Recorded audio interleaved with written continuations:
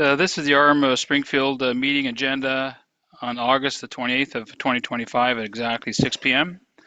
I'm Mayor Patrick Therrien. All council is present in descending order. Deputy Mayor Fuel, Councillor Kaczynski, Councillor Miller, Councillor Warren.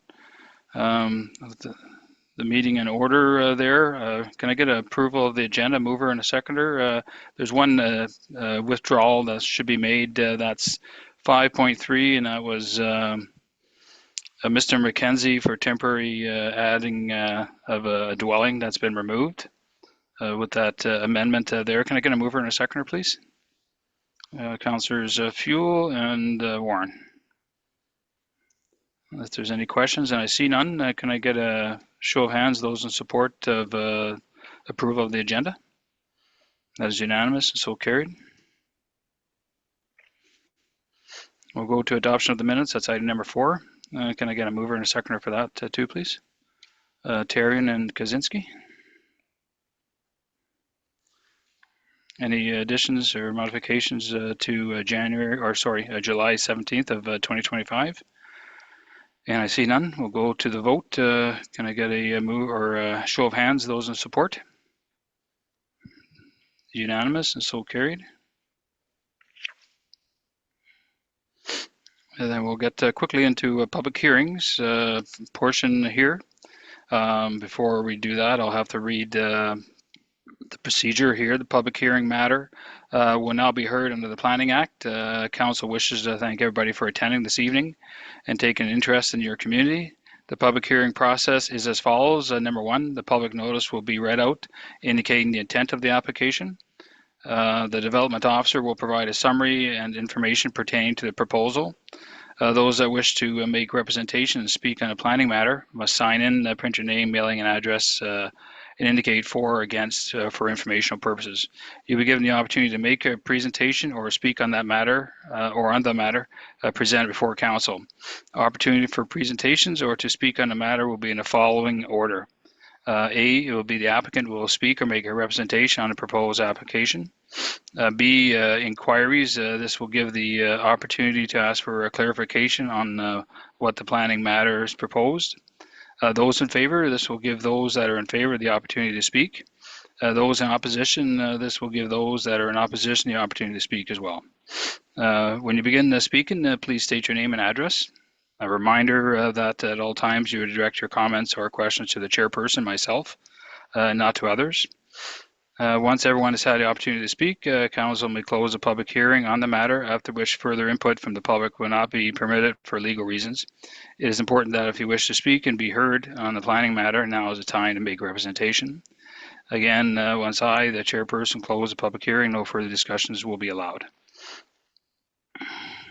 Then we'll go to 5.1 on the agenda there. That's Development Plan Amendment to Bylaw 2510, Agricultural Preserve to Employment, the second reading under Edie. Mover and a seconder, please. Councillors Warren and Fuel.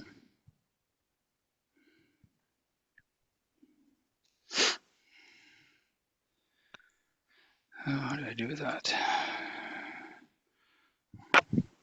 Okay, Mr. Edie. Oh, sorry. We'll have to get Dan to read the report first. Okay. We have bylaw 25-10. Mr. Wayne Edie of Edie Farms, the owner, and has made an application for a development plan amendment to redesignate the property being the south half of the southeast quarter of 36-10-4, excluding the power transmission line plan 7753 from agricultural preserve area to employment. The applicant seeks to redesignate 75.2 acres of land for industrial purposes. Mr. Edie intends to subdivide approximately 20 acres of land to create an industrial parcel for a proposed development being a data center. Our office has not received any conceptual plans of that as of yet. The subject property is currently designated agricultural preserve under the development plan. Within my report, I have provided council with the section 4.1 of the agricultural preserve objectives and policies. I have also provided council within the report the employment policies, the general industrial policies under section 9.4. The subject property consists predominantly of soils with agricultural capability of class 2 and 3 soils, as shown on the map provided to council. The bylaw was circulated to various government agencies and departments and surrounding municipalities. The comments are summarized below. Letters of objection. We have received 10 letters of objection, and we also received a petition of 72 persons. We've received 1 letter of information. This is all prior to the public hearing this evening. Comments received from the RM attaché. There was no concerns with this development plan amendment. Red River Planning District had no concerns. East St. Paul had no comments on the development plan amendment, as it does not affect the RM of East St. Paul. At the time our report was written, we did not receive the Municipal and Northern Relations report. We did receive it yesterday after hours, and it was sent to council and posted on the website today around 10 a.m.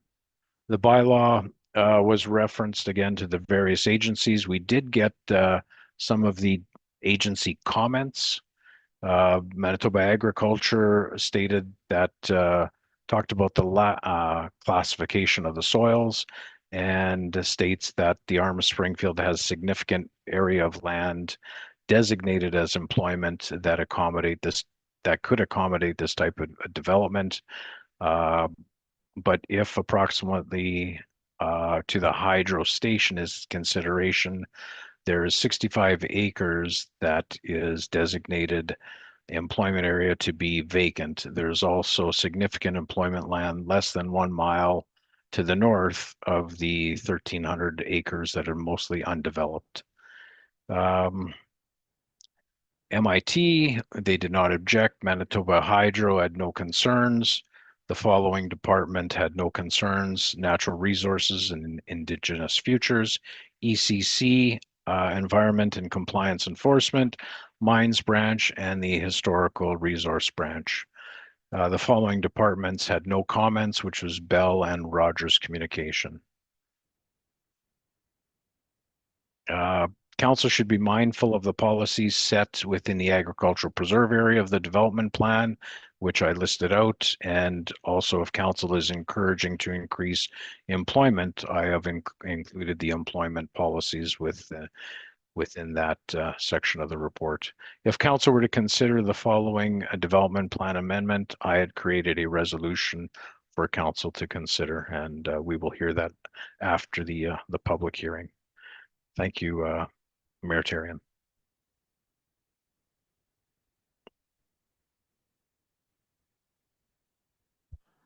Thank you, Mr. Doucette. Then we'll go to the applicant, Mr. Edie, or who you have speaking for you.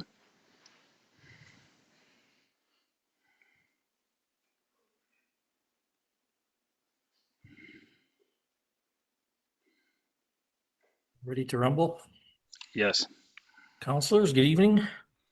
I'm Wayne Edie from Edie Farms. I'm the person making the proposal to rezone 80 acres from ag to employment lands. The proposal is made with a view of supporting and enhancing the municipality's ongoing efforts for local economic development, creating jobs, and facilitate substantial growth in the region. Now, we are looking to align with the municipality's long-term goals. Our parcel of land is in close proximity to designated employment lands in the area, making it an ideal location to facilitate the municipality's vision for growth and economic development. By redesignating this land, we can help provide the necessary infrastructure and land opportunities to support and expand and contribute to the municipality's long-term economic prosperity. The proximity to the existing employment lands, Manitoba Hydro.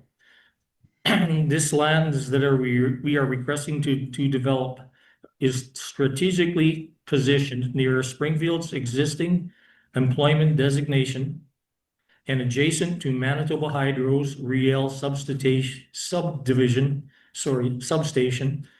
and transmission lines. The Riel site is also designated as employment. This redesignation would facilitate a seamless transition between current industrial areas and those earmarked for future development. Furthermore, the site was selected directly by Manitoba Hydro due to its unique proximity to the Riel substation. It is the only viable location within the municipality that can accommodate the project's infrastructure needs to make it essential to both the project's feasibility and broader regional development plan. Minimal impact on surrounding residential and agriculture areas. We recognize the importance of preserving the character and integrity of the surrounding residential area.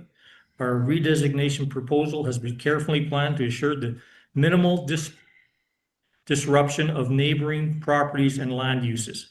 The site is ideally situated to support light industrial or commercial development without encroaching on sensitive zones or conflicting with existing residential areas. Strong emphasis will be placed on preserving as much of the existing agricultural land. Topsoil will be carefully removed on the total of 20 acres designed for the data center, while the remaining 60 acres are envisioned for complementary uses, potential other land uses that will utilize the heat generated by the data center. This innovative approach aims to support sustainability, development, and create economic strategies while respecting the local environment and community extent. The land is easily accessible via Southwind Road, directly off Highway 207, and its proximity to the existing infrastructure, such as the Riel converter station, means that it is well positioned for development. The availability of necessary services and transport links will reduce the cost and time required for development, making it viable for business. This would accelerate the overall growth and job creation expected in the employment zone. Another thing what they're needing to do is they're needing to hook up to a fiber optic line that crosses Canada, which kind of mirrors highway number 1. The impact on the RM of Springfield. The data center is a cutting-edge, leading project that positions the RM of Springfield at the forefront of technological innovation. It will serve as a catalyst for economic growth, create high-paying, skilled jobs, and attract future investment to the region. As one of the first developments of its kind in the area, the project offers Springfield the opportunity to establish itself as a leader in the tech sector, setting a precedent for future high-tech infrastructure and innovation across Manitoba and beyond.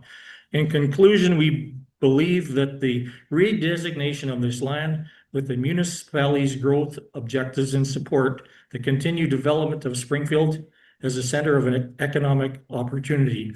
By approving this request, the municipality will take an important step towards creating more jobs, fostering business growth, and strengthen the local economy, all while maintaining a well-planned and sustainable land use framework. Thank you. Thank you, Mr. Edie. You had 10 minutes. I should have made that clear at the beginning, but I think you're well aware of that already. So you got a few more minutes. We're going to probably be asking questions there, but what we'll do is just, if you want to have a seat there, if there's questions that come up there, and I'm sure there will, then if you're prepared to answer it, or your team can answer it. Thank you. That was the applicant. Then we'll go to inquiries there in the audience or online for an inquiry. Okay. Hello? Hello? You can give these to the. Is that you off You'll already? pass it No. on. To all council. Yeah, to council. What's that? Oh, not here. Oh, Mr. Giesbrecht, you'll be next.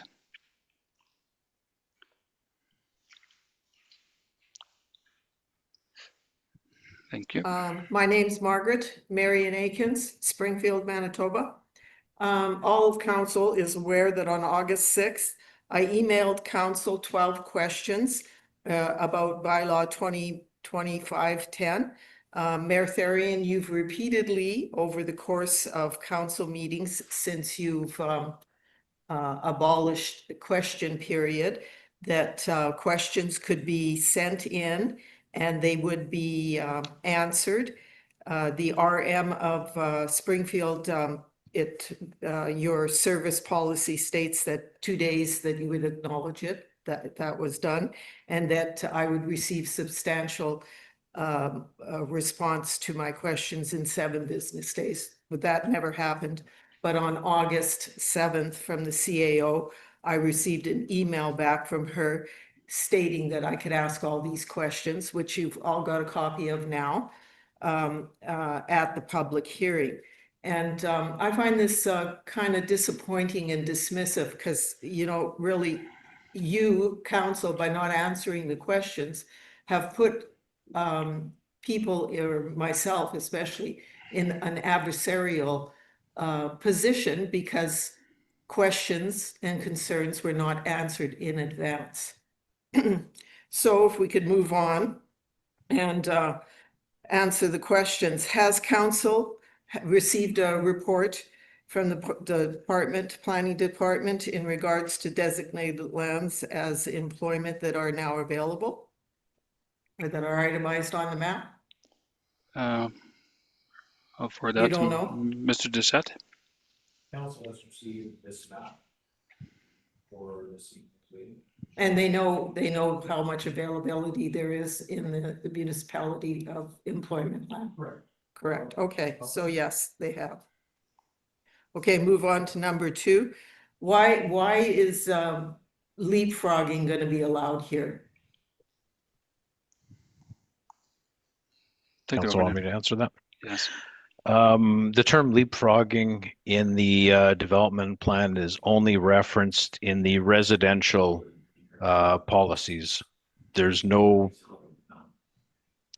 policy statement of leapfrogging whatsoever in the employment area. So it's at council's discretion. So just helter-skelter, we can put it in employment here, we can do one here, it doesn't matter, it doesn't have to be contiguous. The policy statement, the development plan is not specific, and that's up to council decision if they wish. Okay, so it's up to council whether it's contiguous or just helter-skelter. Correct. Okay. Has the owner applicant provided council with valid documentation such as a letter of intent? And I don't mean a letter of intent written by the seller. I mean by the data center. Yes, we've gotten that You've got letter. a data center letter of intent? Yeah, we got that from Mr. Edie. There was a letter received from Mr. Edie. He wrote when- one, Pardon me? Yeah, He- Mr. Edie wrote one. wrote a letter of intent, yes. It doesn't matter who purchases the land or who makes the application. We are here to look at a designation of land. We don't, it doesn't matter who owns the property or who operates the business. We don't rezone people and we only rezone land. So we rezone land, we redesignate land, and that's what we're looking at. It doesn't matter who the ownership is. So it doesn't matter where a letter of intent comes from, is what you're saying? No, what I'm saying is we don't focus on who owns the land when you want to redesignate land. That's what I'm saying. Doesn't really answer the question, no. So there's no letter of intent from the directly from the data center? There is a letter of intent from Mr. Edie. No, He's the one, okay, he's the there, applicant. That's, you clarified it, just Yeah, from Mr. And that Edie. answers number 4 Just too, from I Mr. think. Edie. Okay, number 4. So this would be a question for then, I guess, Mr. Edie. Is there a purchaser or are you actually the land developer? There is a purchaser. There is a purchaser. Does that purchaser have a name? They do. I have got my purchase thing. What's that? You don't But know what no, it is off the top of if- your head. If he's going to No, it's answer that, then irrelevant. you have to come to the mic, Mr. Edie. Okay. Well, I guess as well, it's irrelevant in any case Oh, there. it's irrelevant. Okay. It's a contract that's going on there, so I don't think we're privy to these Yes, well, contracts. obviously, he must know who he's dealing with. I hope so. Has all of council toured and visited the property? I have. Yes, I have. I didn't, no. Okay, Melinda, yes? Oh, yeah.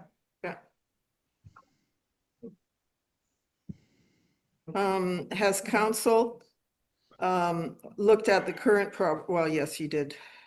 You realize that it's not contiguous to employment, that this property, because we've been already told that it doesn't have to be contiguous. Not contiguous. 7, is council, why are you people not following standard practice? Like, since when do we rezone and with the hopes of building, instead of having, just like even when McDonald's came with their plan and they answered questions and presented their development, their potential development, and we were able to ask them questions. Here, it's not happening. There's nobody to ask legitimate questions to. Well, the question here is, we're trying to, do we allow the change of designation from agricultural preserve to employment? This is the hearing for today. And Mr. Edie is here. So that's the question we're trying to get answered today, and council will vote. May I add to that, Mayor Sure. Tarian? Mr. Wayne Edie did a presentation to council at the committee of the whole meeting on May the 13th. Yeah, I viewed it. Okay. Okay, just wanted to let you know that council was privy to that information, and it was open to the public as well. And there was no But there was still no data center individual to answer specific questions. council did not have questions at the time. Right, like how much water usage are they going to use for cooling? Like there's a multitude of questions that should be answered before you just suddenly change it to employment. Okay, I was just answering your question that there was no presentation made. Thank you. Okay. So Mayor Therrien, Yes, number 7, why aren't you following standard practices? we are following standard practices. So you don't feel that there's a need to question the developer? Well, like I say, we are here to the question is, do we allow the I know, change but what if there's no designation from what if- agricultural preserve to employment area? And this is all followed Based through on the our fact that planning. we're going to have a data center. So This is what we're here to determine based whether on we're the going to have it. fact, right? So why wouldn't we be asking questions to the data center? Mr. Edie is here to ask whatever questions there that he can. And this is, like I He say, cannot speak for them. well, this is the question is, are we going to change it from ag preserve to employment today? Right, on the potential that perhaps a data center might come. Sure. And yes. if a data center suddenly changes its mind and doesn't come, what have we got? He's got his land rezoned and anything can go in there.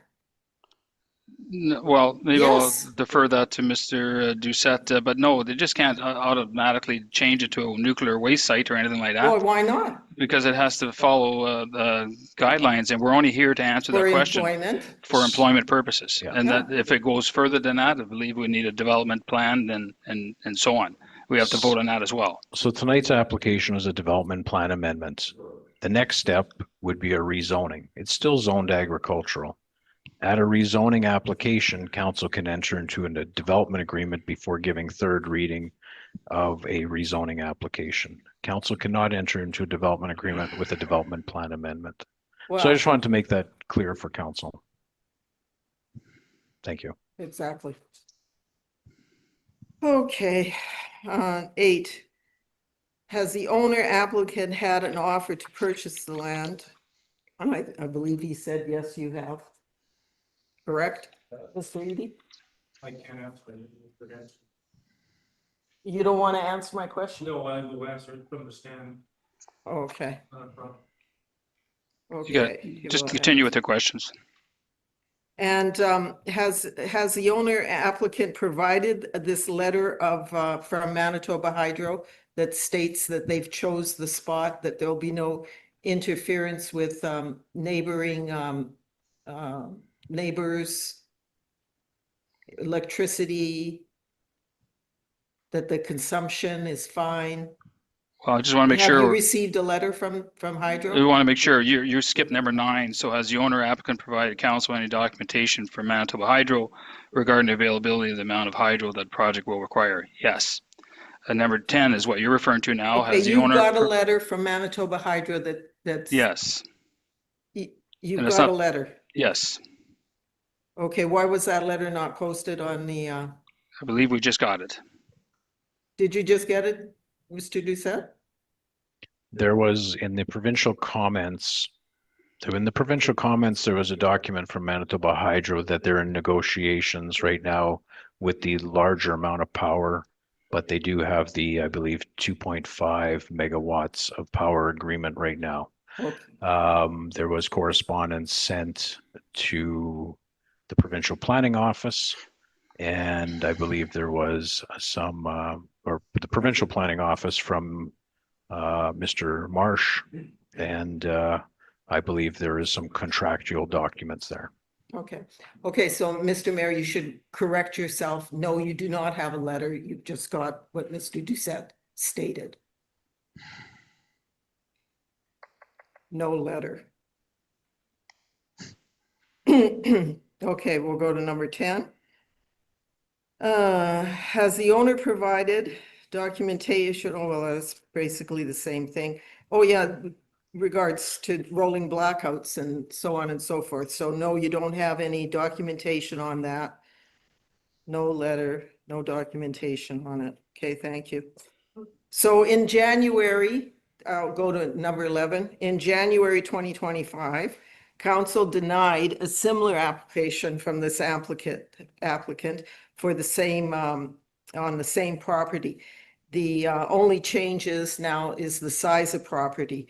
My understanding is there's only 75.2 acres that are being rezoned. Is that correct, Mr. Doucette? Not being rezoned, it's a development plan amendment, being Development redesignated. plan. That's correct. It's got scaled Okay. back to Well, about it's just half. Mr. Edie said 80 acres, so I was Okay. just wondering, has something changed? It's the But- southern 80 acres less the transmission line that Okay. cuts through the property. Okay, right, I understand that now. So what does council think is so substantially different from the first applicant to the second application? Well, that's what we're going to discuss. You can hear us discussing that tonight. So we're not going to repeat it, what we're going to be discussing with council here. You're going to be present So when we're discussing this. at the first meeting, I wasn't there. well, at the first meeting, it was 155 acres and it was shot down. And then the applicant came back and said, okay, well, I'll only rezone 75.2. So what is different? Just that's substantially, like it's supposed to be substantial. So the substantial is what? It's gone to half. It's just that it's been cut in half. The amount allowed, okay. Cut in half. Okay, quotes from the development plan. The decision for council related to land use and development will be based on the goals, objectives, policies, and development plans as adopted in bylaw 1809. Has council reviewed the objectives and policies that relate to this application? Such as example, 3.1.6 to support and enhance agricultural economy. 3.2.6b, excuse me, that consideration be given to the current supply and projected demand for the type of development that is being proposed. And additionally, 4.1.5, The agricultural preserve area consists of prime agricultural land and lands where agricultural activities are dominant, which in this area most certainly is dominant, or the viability on low-class agricultural land, where it is desirable and feasible to provide protection for such activities. These areas shall be preserved and protected for the full range of cultural activities and livestock production. And then lastly, 13. I don't have that question, but yet, just a minute. 12. So have you folks looked at those considerations, and you think a data center fits in? That's what we're well? here to discuss, ma'am. I can't really answer Okay. number 12. That's the whole idea of the public hearing. Oh, okay. We'll wait for that. And then 13, which isn't on there, but water consumption. Has there been any consideration or numbers given for the water consumption in regards to what a data center requires? Because I know that it's quite substantial. I'll answer what I can, and I'll forward it to Mr. Doucette Okay. there. And This it- is just for the to change it from designation from agricultural preserve to employment. As for the water, that'll be something when we get into the weeds of the matter. Yeah, Yeah. okay. The 'Cause poten- I don't think this fits in the development plan. Okay, then you're opposed as well. Then we'll put that down as opposed. Oh, yeah, Okay. absolutely. Okay, thank you. Was there any other inquiries? Yes, Mr. Mayor, Mr. Giesbrick, go ahead. You got 10 minutes. thank you. Oh, sorry, I've been- Tanya's got to get in her place. Oh,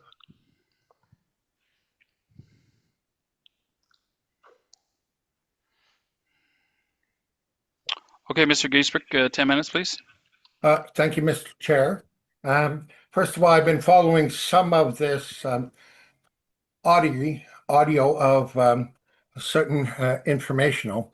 And the first thing that I would like to draw attention to, that you seem to be remiss as to the designate as of the individuals that have provided information.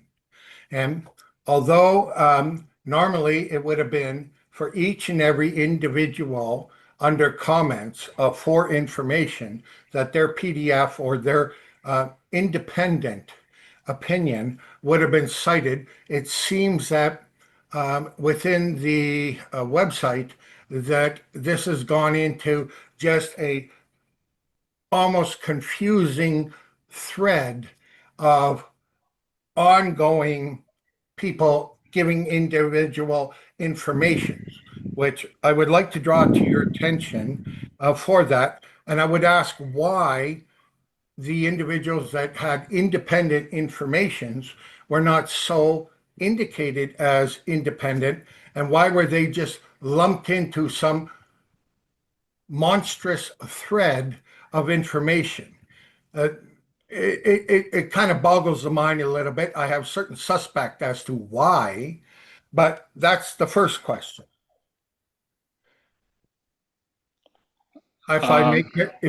If somebody wants to answer, I will wait, and I will carry forward to my second question. You'll have to define your first question. Why is everybody lumped into one thread of cascading systemic of information when they all have each individual opinions? Why was it not segregated to, as we have been doing in procedure ever since question period took a powder? Why are we not having individuals' appreciation of their individual PDFs and their individual opinions? Why is everything lumped into some sort of a thread, of a hack, of a long-staying propaganda of information? Each individual is entitled to their individual notoriety. You use the word suspect and you use the word stain. I don't quite understand. Well, This is the way. This is the my way. suspect, Let my me just answer, suspect Mr. is, Giesbrecht. Let me answer. So we get the same package we have for 3 years, and I'm sure for years before that. And everybody is. I don't say that they're entailed together. They're separated there, so we get the package together and we read all the information.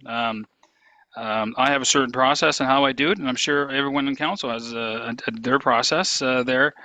So we all separate that, and I'm more of an old school. I like having the printouts in front of me, as you can see here. I always come very prepared, and all my printout material is here, so Mr. Mayor, I you can are make my wasting my notes. 10 minutes, please. Okay. You are wasting my 10 minutes. Okay, Please. go ahead. And so I will respond to that procedurally, the municipality has already set precedent where individuals coming forward with comments have been individually identified, and they would be not put into an ongoing unanimous thread. So, number two, sir, and we'll deal with that procedurally later, possibly with the ombudsman.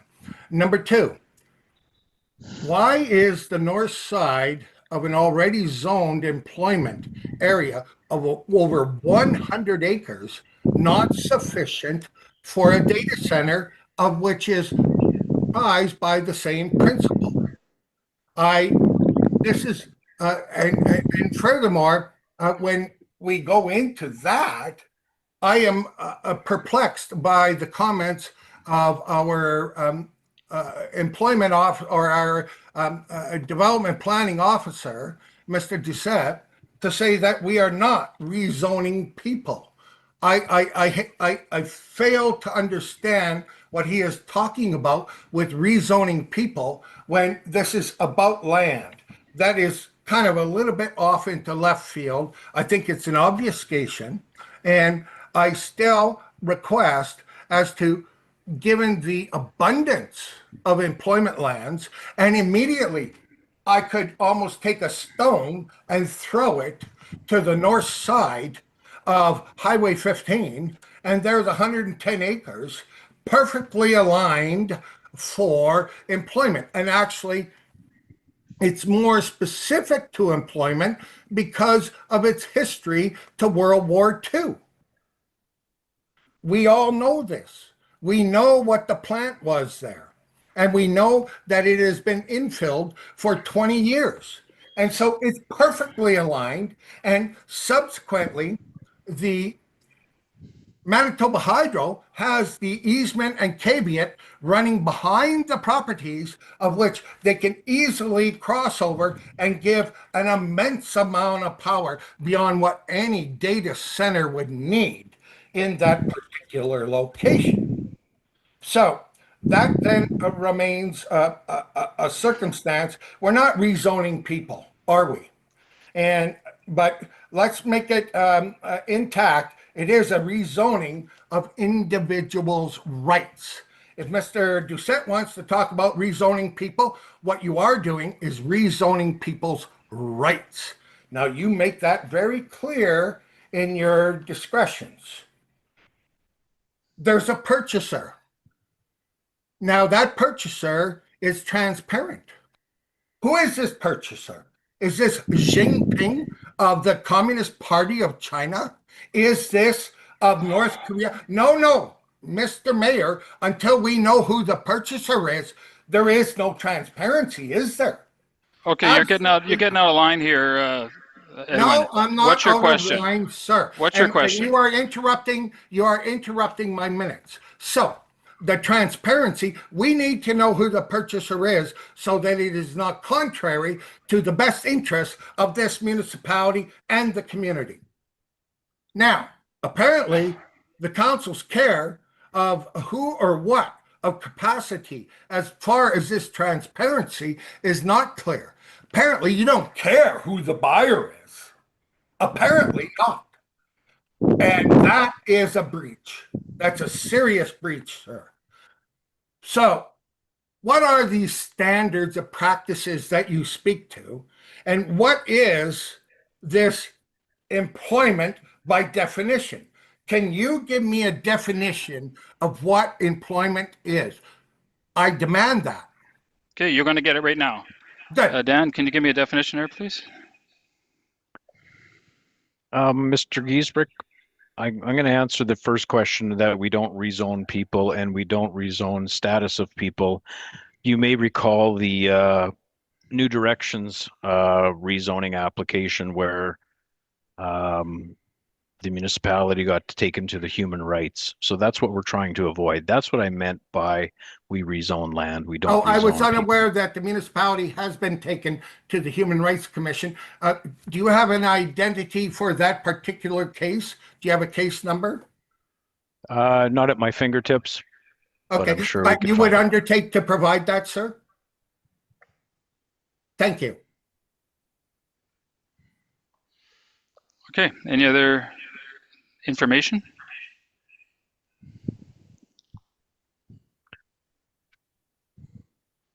Definition of employment. Okay. I'm just looking through the development plan.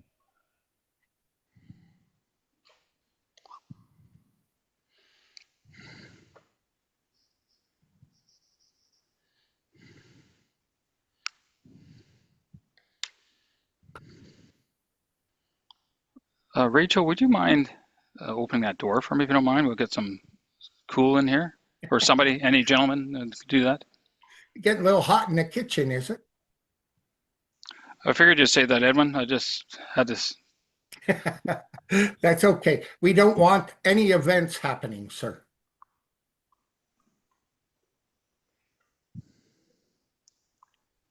No, we can do, if we need to, we can do that.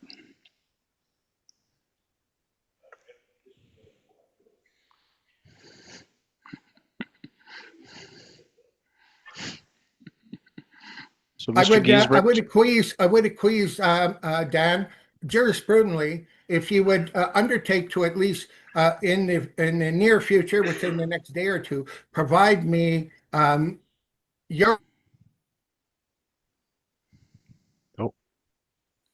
Mr. Giesbrick is, he muted himself.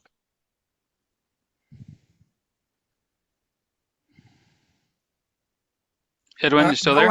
I did not mute Oh. myself, Dan. Somebody muted me. I did not mute myself. And so if you would be so kind to undertake in the next day or two, whether it be under the Planning Act or any sort of a legal definition of employment with respect to planning and zoning, I would acquiesce to that, and I would dearly appreciate that, sir. The definition of the employment district, there's no definition for it. There's policy statements and there's paragraphs within page 31. The objectives and the policy statements are within page 31 of the development plan. The zoning bylaw is a document that has multiple definitions in it. These are just statements and but when you direction of say the council. zoning bylaw, are you actually referring to the zoning bylaw 2125, which is still not approved third reading? No, I'm Are you referencing referring 01, to the 0801. development plan between the municipality and the province? No, the zoning bylaw references 0801, the current one. 0801. Oh, I see. So that was signed by what? Reeves Skrupski around what? 2011? 2010, February 3rd. And Thank you. that's close enough. Thank you. Thank you, Mr. Giesbrick. Then we will open it up to the public. We'll follow through the procedures here for those in favor. First online. I don't see any hands up there. Oh, so I haven't got that on my screen, but sir, can you hear me? Yes, I can. Can you hear me now? Yes, I can. Okay. I can take off? Yes. Okay, thanks. Thank you, Mayor and Council, for the opportunity to speak tonight. I'm in Alberta, so I wasn't able to attend. Can you just give your name, sir, for the record?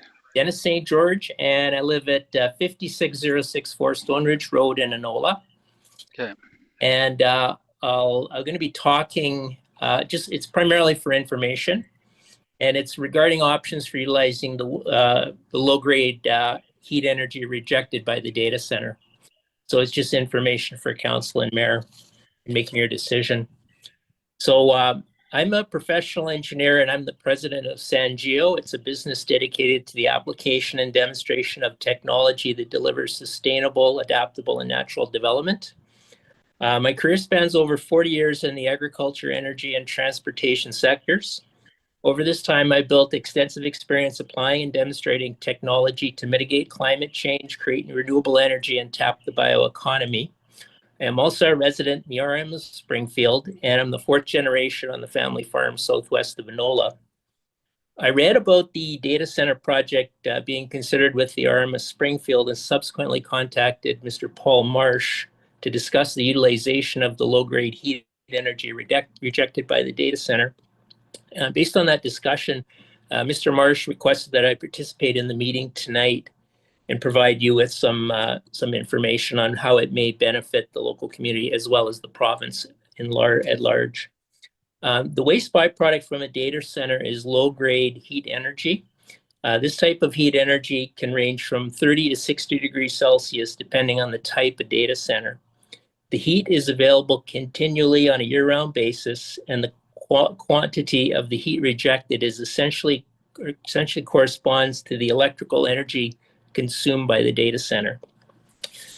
Best practices for sustainable data centers include using renewable electricity to power the data center and finding practical value-added uses for the low-grade heat energy rejected. And the location of the data center is key in order to achieve these goals. Common uses of low-grade heat energy include district heating, greenhouse aquaculture and algae production, low-temperature industrial processes such as washing, drying, and preheating. There's a unique opportunity I'm just going to expand upon a bit, and it's based on the location of the proposed data center in the RM of Springfield, and it's the production of renewable natural gas. So this is common in many countries, and commercial renewable natural gas is produced by anaerobic digestion of biomass. And biomass resources typically have dedicated energy crops, waste organic residues, and animal manure. The AD process, or anaerobic digester process, I should say, requires a steady operating temperature on a year-round basis. To date, Manitoba has not adopted commercial anaerobic digestion, in part due to the province's cold climate and the limited market for renewable natural gas. Quantity of low-grade heat energy captured from the data center addresses the cold climate limitation, while emerging markets for renewable natural gas can help support a business case. In regard to the latter, Manitoba Hydro is targeting combustion gas turbines as their next source of electricity generation for the province. And affordable renewable natural gas is a component of the fuel mix. The other emerging market for RNG emanates from Canada's renewable fuel standards, which incentivizes renewable natural gas as a transportation fuel. The proposed location in the RM of Springfield has access to biomass resources from the Red River floodway and local agricultural producers. The proposed location is also ready access to the Trans-Canada Highway for transportation fueling. So ultimately, this value-added use of low-grade heat energy offers more jobs and commercial activity within the community and supports Manitoba's broader sustainability goals. So at this point, if you have any questions for me, I'll answer what I can. And it's just so you're aware of some of the opportunities here. Dennis, any other questions from council? I had a couple here. You had said renewable electricity there. I didn't get quite before and a little bit after. And I'm thinking you're referring to greenhouse, using that renewable electricity? The renewable electricity is Manitoba Hydro. Oh, okay. Yeah, hydro resource, so it's primarily from a renewable resource. And so that's what the data center would be consuming. Okay, but Yeah. it would be good for greenhouses there, the exhaust temperatures from 30 to 60 degrees? Yeah, for let's say greenhouses, aquaculture. why I didn't expand on those ones is because they tend to have more seasonality. Like a greenhouse won't require the heat in the summertime. So I was looking for a resource that required it 24/7, 365 days a year. And that's to drive overall economics of looking at this idea. Okay. And you said something about gas turbines. Is that the windmill turbines? No, so that's a combustion turbine. It's like a jet engine. And Okay. Manitoba Hydro has some in their resource options right now. And they're looking at expanding that. And they're also having a contract out for wind right now, but the wind is essentially backed up with the hydro system and the combination of the gas CTs. And I refer to that as combustion turbines. So they run on natural gas. That's the fuel, and that's a greenhouse gas emitting fuel. So they're looking towards opportunities to incorporate renewable natural gas into the fuel mix. And it may be a regulation that will come forward for the utility industry to have these components. So they'd have to find it somewhere at some point in time if that was the case. Okay, that's fascinating. So Any other questions? Sorry, Dennis, did I cut you off? Okay, I got another question here from Deputy Mayor. Hi, Dennis. It's Glenn here. Hi, Glenn. My question to you is, and I guess, you know, again, a data center and there's all this information and, you know, we're looking at the development plan, and can you at least provide some information? Why is this so critical that it be in this area versus the north of the 15 where there is already employment lands there already? I'd like a little more detail on that. Thank you. Yeah. I guess I can't give the explicit reason, but it's likely due to the complexity of bringing that power over to the more distant site. You may be crossing some of those lines coming in there. I would have to have Hydro answer that specifically. But my experience in service extensions is it can be very challenging to extend high voltage power. So it's not as straightforward as if you could get a site that's ideal, I guess. And I think that's my impression here is there's this piece of property is kind of the ideal from an electrical perspective. Thank you. Dennis, what type of engineer are you? I've known you for years, but I never did know what type of engineer. I'm an agricultural engineer, graduated from the University of Manitoba, and also have my Master of Science in Agricultural Engineering from the University of Alberta. Okay. Thank you, Dennis. Any other questions from council? One more question, Dennis. Okay. Councillor Miller. Thank you, Mr. St. George. I have to say that the transmission of hydroelectricity, I have a little bit of a background in that, isn't necessarily, how can I say, essential to be within 300 feet of a factory. You can look in Hamilton, Ontario. The steel industry, as you know, takes enormous amounts of energy. There's no hydro plant next door to it. You can look at Ford Motor Plant in Ontario as well, just outside of Toronto. I've been to all of these sites. They take enormous amounts of power. I've been to Silicon Valley in California. They are not next door to hydroelectric plants. So I don't know that there's really the essential requirement to be next door to a hydroelectric plant. If that was the case, you wouldn't see Stelco, the automotive industry, and Silicon Valley where they are. So I just kind of wonder why you're... I think where you're getting at, you really need to talk to Manitoba Hydro or have that discussion to understand why or what the implications would be. So I'm sorry. And if I can follow, understand if I can follow up with that, I do actually fairly regularly talk to a former minister of hydro, and they indicate, of course, as you know, Manitoba has a huge abundance of hydroelectric energy, renewable energy, and so for Manitoba Hydro, if you look at their policies, and I look at their annual reports quite thoroughly, because I'm in the environmental field.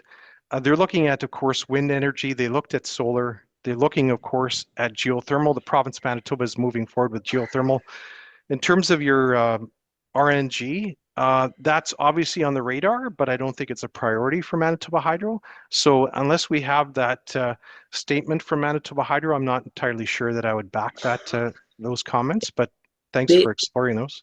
They have it in their long-range plan, so they don't give much detail on it specifically, so we'd have to go to them to get further detail.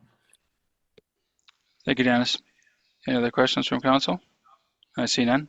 Thank you, Dennis. Are you going to be monitoring this there? Thank you. Yeah, I'll stay on for a little while, so if there is something you need me for, I can beam back in if need be. Okay. Yeah.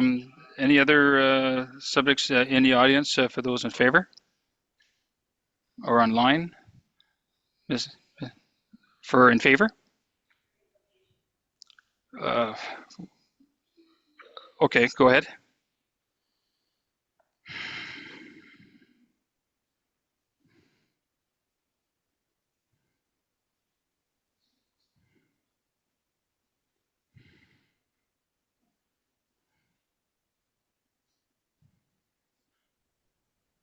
Thank you. Janet Nyland, Oak Bank. I apologize, I've got this chronic cough going on. I don't think I'm contagious or anything. So I'll try and speak with the cough candy in my throat or my mouth so I don't cough at you. I don't think this is going to be a popular question for council, but I strongly feel it must be said. Mayor Therian, do you support the development plan amendment? This amendment here? Yes. Well, you'll see at the end of the when we vote. I ask this because you're on record as stating that this represents a significant opportunity for our community to embrace innovation, create local employment, and retain our youth by fostering a future-oriented economy. Then you went on to say, by supporting this initiative, we are investing in their future and the long-term sustainability of Oak Bank. So this was discussed in a very good discussion on the 13th of May with the Committee of the Whole and a presentation done by Mr. Edie at that time. It was stated at that time about the greenhouse being a component of this, so it'd be kind of a cycle of energy. So the fact is greenhouses with technology, I think, is an excellent initiative in our RM. Then you went on to say, it's an IT center as well as where we've got a large industrial area. So I think it's a slam dunk. I think, I'm not quoting you now, this is my opinion, that it's a requirement that council must ensure its decision is made only following a fair and open procedure throughout. The Planning Act requires municipal councils to give notice of and hold a public hearing to receive representations where there is an application for a conditional use, a subdivision, a zoning bylaw, and a development plan amendment or a variance. As you should know, the role and duties of council are identified in a council member's guide written and posted on the Municipal and Advisory Services website from the Department of Municipal and Northern Development. And each member of council should have been given this document and should refer to it as matters arise. Under the heading of the role and duties of council decision-making, council is responsible for making fair and transparent decisions based on relevant information, discussion, and a majority vote. Under the heading duties of the head of council, it states that the head of council must also provide leadership and direction to council. Under the heading of conflict of interest, as a member of council, you are in a position of trust. The public expects you to act in the best interests of the municipality. And a conflict of interest is when a person in public life is in a position where a personal interest may or may appear to conflict with their role as a municipal member of council. The municipal Council Conflict of Interest Act ensures that a municipal councils, they make their decisions objectively without influence from members, from a member of council who may have a personal interest in and may benefit from the outcome of a council decision. How you have allowed this application to me defies procedural fairness. You have allowed special privileges to the applicant to come before council. Again, after being denied an application in January, you allowed him to appear as a delegation at the Committee of the Whole meeting, and it was for much longer than the 10-minute limit that we are often allowed. You have openly endorsed this application, even though you knew a development plan amendment was a serious planning issue that would require public hearings before council and likely the municipal board. Will you recuse yourself due to this overt bias you have shown, Mr. Mayor? No, I didn't show any bias. I'm here to listen to all the evidence. Like anything else, I want this RM to proceed and flourish. That's the whole idea. When I was making the comments there, greenhouses are something else that we could use in our RM as well. So I've not had any conflict of interest whatsoever. I never did it at 35 years as an RSVP. I wouldn't do it here as the mayor. So that said, there's no conflict of interest. I will remind council that there are rules that apply to ensure the public hearing process is procedurally fair to all interested parties, including the applicant and the public. When public hearings on a planning matter are required, council members must limit their public comment on the matter, and they must maintain an open mind in deciding the application. I have read that to protect the fairness and openness of the hearing process, all representations and information must only be presented to council members during the public process. That is either filed with the municipality to be presented, either filed with the municipality to be presented at the public hearing or by oral submission at the hearing. No information is to be received about the application outside of this process. That's the public hearing, Mrs. Nyland. For the public hearing, we stopped this today, and we did it for WMR. I think we did it for CIO Silica as well. After the public hearing, if it is postponed or adjourned, we cannot receive other information. We can't go out there and go on a soapbox and say I'm against this and so on. That we have to be unbiased. I'm totally unbiased. I haven't made my decision. There's still evidence to be heard tonight, and this is simply, are we allowing the designation from agricultural preserve to employment? So there, at no point would I ever put myself in jeopardy of that way. So the public hearing, you're getting that confused with public hearings. I suggest to you that you do recuse yourself because your conduct will be brought forward. Well, I'm sure it will. It usually does. And I guess my whole point about this is the fairness that is being conducted in council meetings as of late. You've allowed people that you prefer to have longer presentation periods than the ones that you Excuse me, ma'am. I've given you plenty of times, extra times, numerous times. You've been coming up here for emergency delegations there. You've been given extra time. So if you're starting to point the finger, you're one of them that we've been given extra time to. Not being rude. I To guess you, no matter what I I'm do. trying to stick to the point here is that we have an applicant that was given a long time presentation during a committee of the whole meeting with information. And comments were made during that time. And that's not the way that other people are treated. So to me, there is a bias there by allowing that kind of presentation to be heard by council. So that's your opinion, ma'am. Thank you. It is. Councillor Miller. Thank you, Mr. Mayor, and thank you for your presence, Ms. Nyland. I feel I have to intervene on this because I felt unduly influenced at that Cal meeting on May 13th this year, where the mayor did, as you said, quoted that he feels that he's going to support this and a whole host of other things. And why I'm frustrated at that is because only a few days ago, I guess it was a week ago, when Miss Marian Akins submitted her questions, I wanted those answered so I could prep appropriately for this meeting. And so I asked our CAO to give and provide a response. Unfortunately, what she indicated was that those responses would be provided today.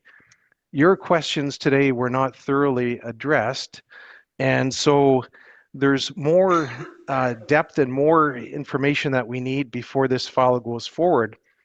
In fact, quite frankly, I would like Manitoba Municipal Affairs to dive into if what the mayor did on May 13th biased his position on council and or any other member of council, because why does he continue to provide some, and you can see it in his tone of voice to Mr. Akins and to Janet Nyland, that he gets a little bit agitated, and that's truthful statement. You can see it on video, I'm sure, as well.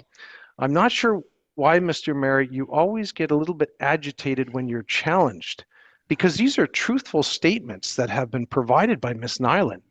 And you knew the rules, or at least you should know the rules. You have a CEO that can brief you at any moment of your day.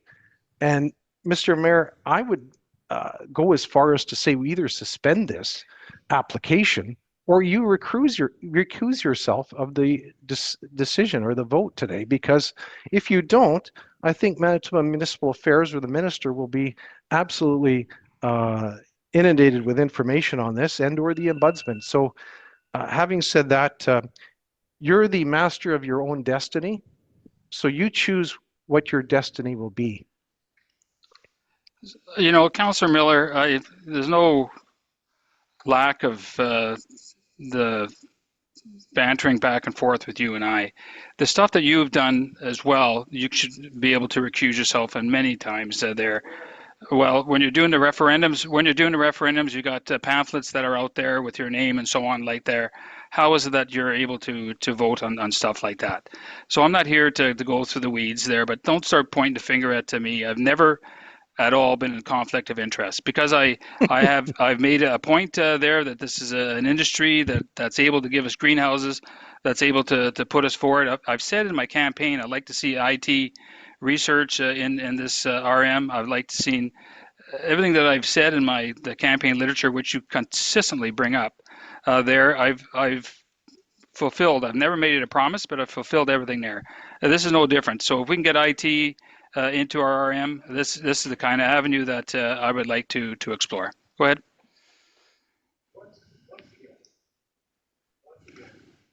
Once again, okay, go ahead. Yeah, once again, Mr. Mayor, you look at me and you make accusations unfounded. You say we'd held a referendum. Is there anything wrong with engaging with the public of our community? You know, last week, you've said what your intent was. Now he interrupts again. You've said what your intent was, how you're going to vote in advance. So that would be something I would say. Of course. You're saying I've made this information now. Do you ever that I don't know how I'm going to vote. Do you ever have respect for people when they have their opportunity to speak, or do you just cut them off like you do? Do you remember our last meeting, Deputy Mayor indicated his embracement of a referendum? What, are you going to go after him now too? That's what you seem to do, is go after people. I'm not even going to go there. That's a different thing. Yeah, altogether. exactly. So you go after the public. So you go after the public time and time again. It just gets tiring. It gets exhausting. And please recuse yourself, or you will see a challenge, I think, by people in our community. Okay. Councillor Cohen. I just want to clarify, as you know, Mr. Edie had applied for a development plan amendment, I think back in January. The original application was defeated. He did attend the committee of the whole on May 13th. Based on the discussion that he heard from council, he had asked to address council. There's nothing wrong with that. His application for this development plan amendment did not get received until June 2nd. So on May 13th, there was no active application. So nothing said at that meeting would have any bearing on this public hearing. I just want to also advise this is a development plan amendment. There's no requirement to ask who's purchasing the property or what business is going to be. We have asked that because we knew there was concerns, but it had, like, the data center itself should have no bearing on the development plan amendment. The rezoning is where you can put conditions on what kind of businesses and what water usage, noise pollution, whatever else. That's during the rezoning process. Thank you. Councillor Kaczynski? Thank you. So if we're just talking about rezoning this property, why did we saying that there is what kind of business coming there? We don't have any knowledge about what business it is, but Mr. Mayor, you've said it's going to be good for the community. How this happening? We just talking about rezoning the land from preserve agriculture to employment. We never know the talk. We don't know who's going to be coming in, who's going to be developing. Is Mr. Edie going to be developer of that? Whatever going to happen? Who can give us the answer on that? So why are we even discussing all that stuff? We have no knowledge about anything what's happening. We just only one thing that we're going to switch from preserve agricultural land to employment. That's it. But you on May 13 was saying how wonderful this business is going to be for community. We even don't know if that business even exists because we don't know any names. We don't know anybody what's happening. All these people who we send the application to, who sent this application? That Mr. Edie sent it or municipality sent on behalf of Mr. Edie to all these departments in our province?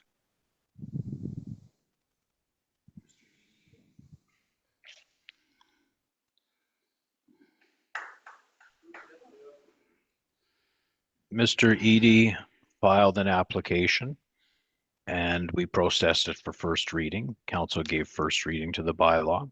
Then we circulated to the provincial, we circulated to Municipal and Northern Affairs, which they circulated to all the provincial agencies. That is the process for subdivisions, rezonings, and that's always been the process. So could I see that application? Because I want to know what's in it. Like how did we present it? Because all these departments didn't know what kind of business even coming there, unless you said it that it's data center going in. We even don't know what's coming there. So It's all right what's here. happening? It's all right here, Andy.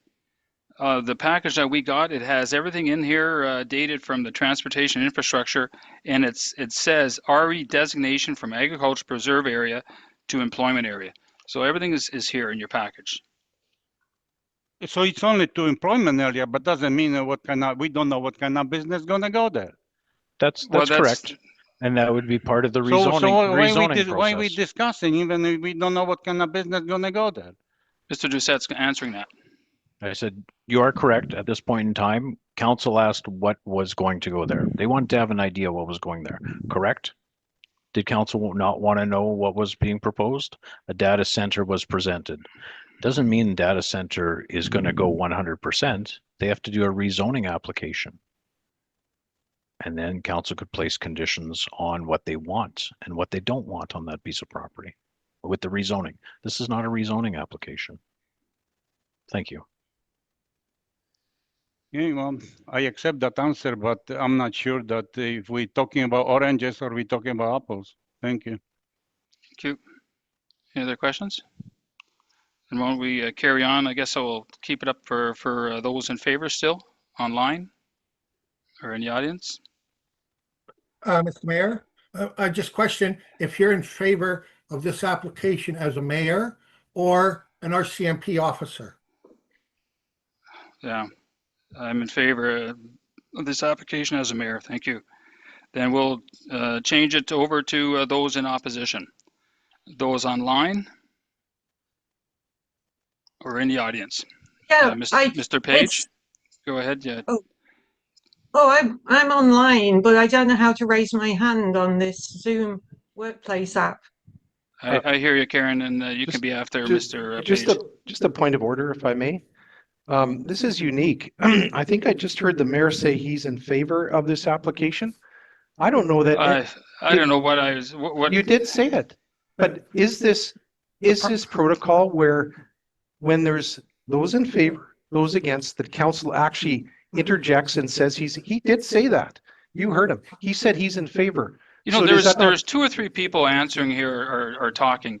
So what I was answering, I don't know. But You- I'm you do here. know, don't I'm here spin to it. vote. Don't spin Oh, it. make it whatever way you want, Mark. Of I'm course, just saying deflect. we're going to vote. We're going to vote on this So later. as long as we know you're in favor, and he said he's in favor, he Well, wants to be whatever, registered Mark. to be in favor. Whatever. That's very clear. Okay, go ahead, Mr. Page.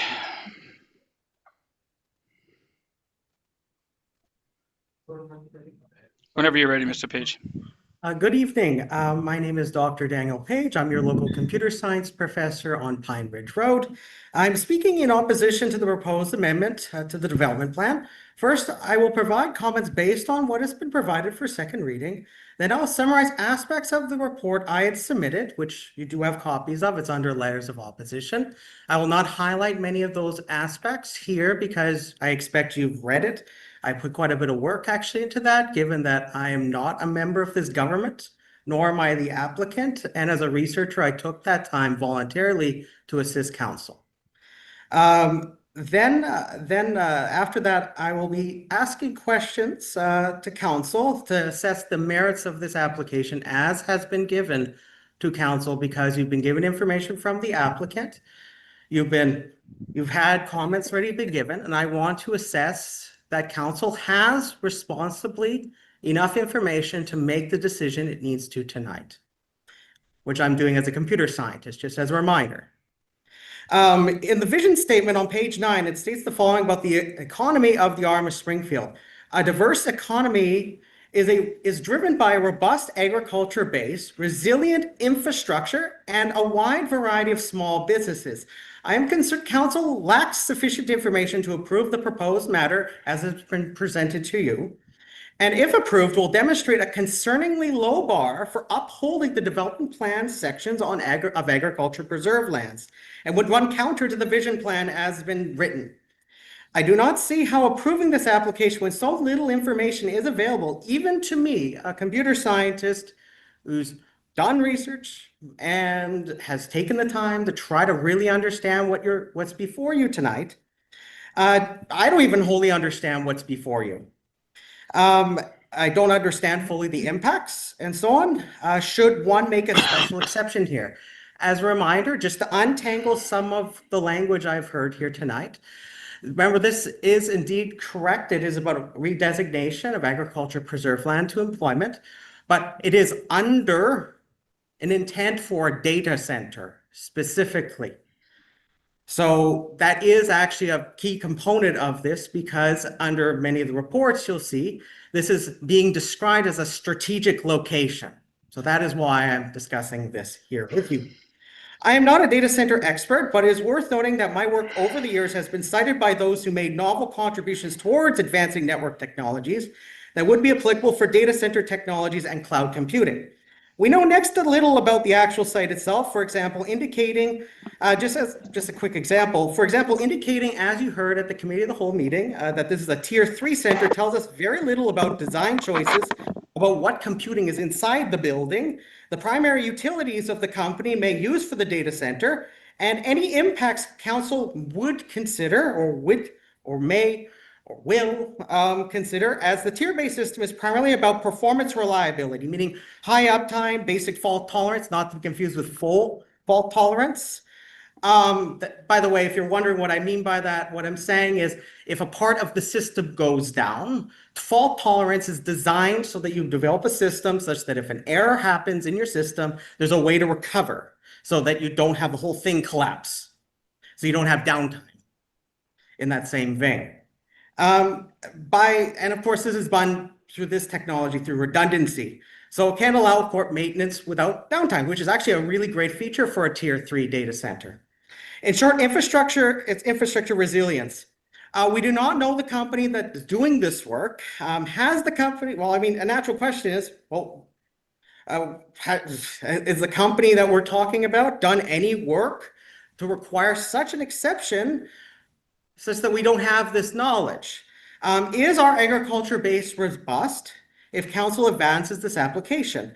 I'd argue, as I will later state in summarizing my report, it sets a very low bar for protections of that base, our agriculture base, as is in our development plan. One might be surprised to hear that from a computer science professor, that they may oppose a tech-driven application, but in reality, it's exactly because of my training that I'm opposing. I know I had heard from council about considerable amount of work from councillors during my time. I've been seeing and reviewing your meetings about the work that's went into the development plan. The fact that this has been appealed to at least once in this chamber and the need to be consistent with it, especially in reference to other applications. I've seen that that's been rather important and upheld in very specific circumstances. So for example, on May 23rd, 2024, council rejected an application to redesignate agriculture preserve land adjacent to my home on the grounds it was inconsistent with the development plan. This was a proposal for redesignation of land to subdivide it into rural residential lots, 5 acres each. Before you was another application that is, according to Manitoba Agriculture and my own analysis, indicates it is too inconsistent with the development plan and would contradict the existing sections. Manitoba Agriculture has explicitly stated, given the large extent of designated employment land areas that remain undeveloped in the RM of Springfield, and the land in question is actively farmed prime agricultural land, this proposal appears to be inconsistent with the provincial land use policies. Manitoba Agriculture does not recommend proceeding with this redesignation as proposed. So that's an important piece that I missed earlier. Like the application, I cited a recent example. This too is another case where we're trying to amend the development plan for land use where there's already ample land already available for intention. Further to this, Manitoba Agriculture also recommended that the intended use should be directed to one of the many parcels that is already designated employment area nearby.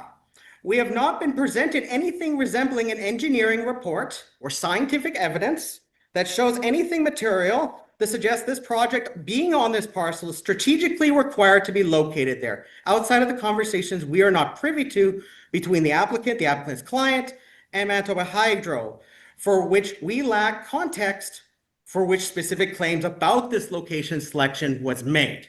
That is just fact. I've been here at every one of these meetings. That is what I've observed. So I can't tell you what hasn't been said here. Next, we have no conceptual plan, no primary function of the data center, what types of computations they plan on focusing on for clients, i.e. what's the guts of the facility to meet the needs of clients. Nothing estimating any impacts to the surrounding area on various resources. No plan involving waste, such as facility e-waste, which is something I never heard anything mentioned about. E-waste is something that council needs to look at. This is a part of this novel kind of technology, at least in our area. In short, there are ample and cogent reasons to remain skeptical. And as a computer scientist, I'm advising you to be skeptical of this application, as this application's special considerations are being made on the basis of the existence of this data center for which we lack information. The debate of whether to proceed with this application should be based on the redesignation of agriculture preserve land, not the existence of a data center. And I argue you should consider what Manitoba Agriculture had stated about this proposal as it's written, and not what is not present in what you have, only what is there. So just a few things before I get into my quick questions. I just want to quickly summarize just a couple passages, because again, I know you've seen this report and probably have taken a good look at it. Anyways, so just a reminder, you already heard earlier about January, so that was heard. My understanding is that what is being debated potentially later might be about what substantial might mean when it comes to the prior application of this. I'm just saying, as somebody that was witness to that presentation, I thought it was the exact same one, to be quite honest with you, because it's the same intention. And remember, this is about strategic location when we're talking about this redesignation. Okay, the other things. You already heard it's not consistent with agriculture preserve area plans, so I'm not going to get into that. Obviously, I went and got and visited the actual site, which is, it's great land. It's great land. So, but I want to hit my comments here because I think that this is something you should appreciate. Data centers largely serve clients remotely or virtually. That means should the facility be connected with high quality internet infrastructure, a client or a partner's physical proximity is not a significant factor. So any claims to growth of any sector beyond the proposed data center in attracting other businesses of different types in the tech sector, example, software development, should be met respectfully with skepticism. Number two, Winnipeg, according to very basic searches, you can do these searches. It's in actually, I gave you a URL where you can actually quickly look, see where all these data centers are. In fact, you can infer the tier type based on some of the specs that you can find on that website. There are tier 3 data centers, as far as I'm aware. For example, there's a very large facility on Waverly, for example, that you can maybe look at. They actually offer tours, even if you wanted to go see that. I haven't gone and seen it myself, but at least on their website, it says that. Not all data centers are the same and may house different computing technologies. The kinds of technologies that we're talking about can quite dramatically change depending on the resource demands of the actual data center, sometimes by magnitudes. For example, a data center is housing CPUs versus GPUs versus more recently some of the technology we know is called tensor processing units or TPUs. These are actually quite a bit different. The amount of power consumption these units need is actually quite a bit different, and it might meet different needs. And while you may not need to consider that here, it's just a matter of fact. At no point did I see an explanation of the actual type of data center, the company, or any other details to discern any appropriate concerns that I may have about the efficiency of the center in the abstract to the date. I am concerned that not having this information does not allow for appropriate public scrutiny to weigh appropriately pros and cons. Should one ignore the fact that this is zoned agriculture preserve? Should all the above concerns or concerns I've given you have been neglected and the matter go to a public hearing? Which, remember, I said this I sent this to you prior to a first reading. So just want to say this here. I'm advising you not to continue with this application. I'm going to ask you some questions. Promoting computing and technology businesses in our municipality should not be at the cost of our agriculture preserve lands and not following the RM of Springfield's planning documents properly. I believe many of the claims made by the letter of intent of the applicant demand evidence and should not be misunderstood as means to introduce a tech center into our municipality. Tech-related activities and research are already happening in this municipality and can occur in our municipality without such exceptions as being requested by the applicant. Okay, sir, your time is up. We're giving an extra minute already. You say you got a question? You got a question? There's no 10-minute limit for this hearing. There's no point of order from you, sir. It's from council. No, it isn't. It's from you. Yes, it is. You can point. Go ahead, sir. You got a question? Sure. Have you got a question, sir? Sure. So I guess because I'm trying to be respectful of the time of council, I'll try to aim on specific questions here. Well, how many questions have you got? Because your time is well up. So I've got about 9. 9 questions. Well, sir, you gotta judge your time. We go through this all the time. Well, you didn't when you had Mr. Edie here during the first reading. Today? No, first reading. I was there. Remember, I had my hand up and you. Today is today, sir. Okay, you had 10 minutes. You had 10 minutes. We can't do 9 questions, but give me 4 questions. Sure, we'll go with 4. Okay, I'll pick the best ones for you. Yeah, the best of 4, I guess. Okay. So remember, these are just questions just to assess the quality of the application before you. I'm just trying to assess this. Okay.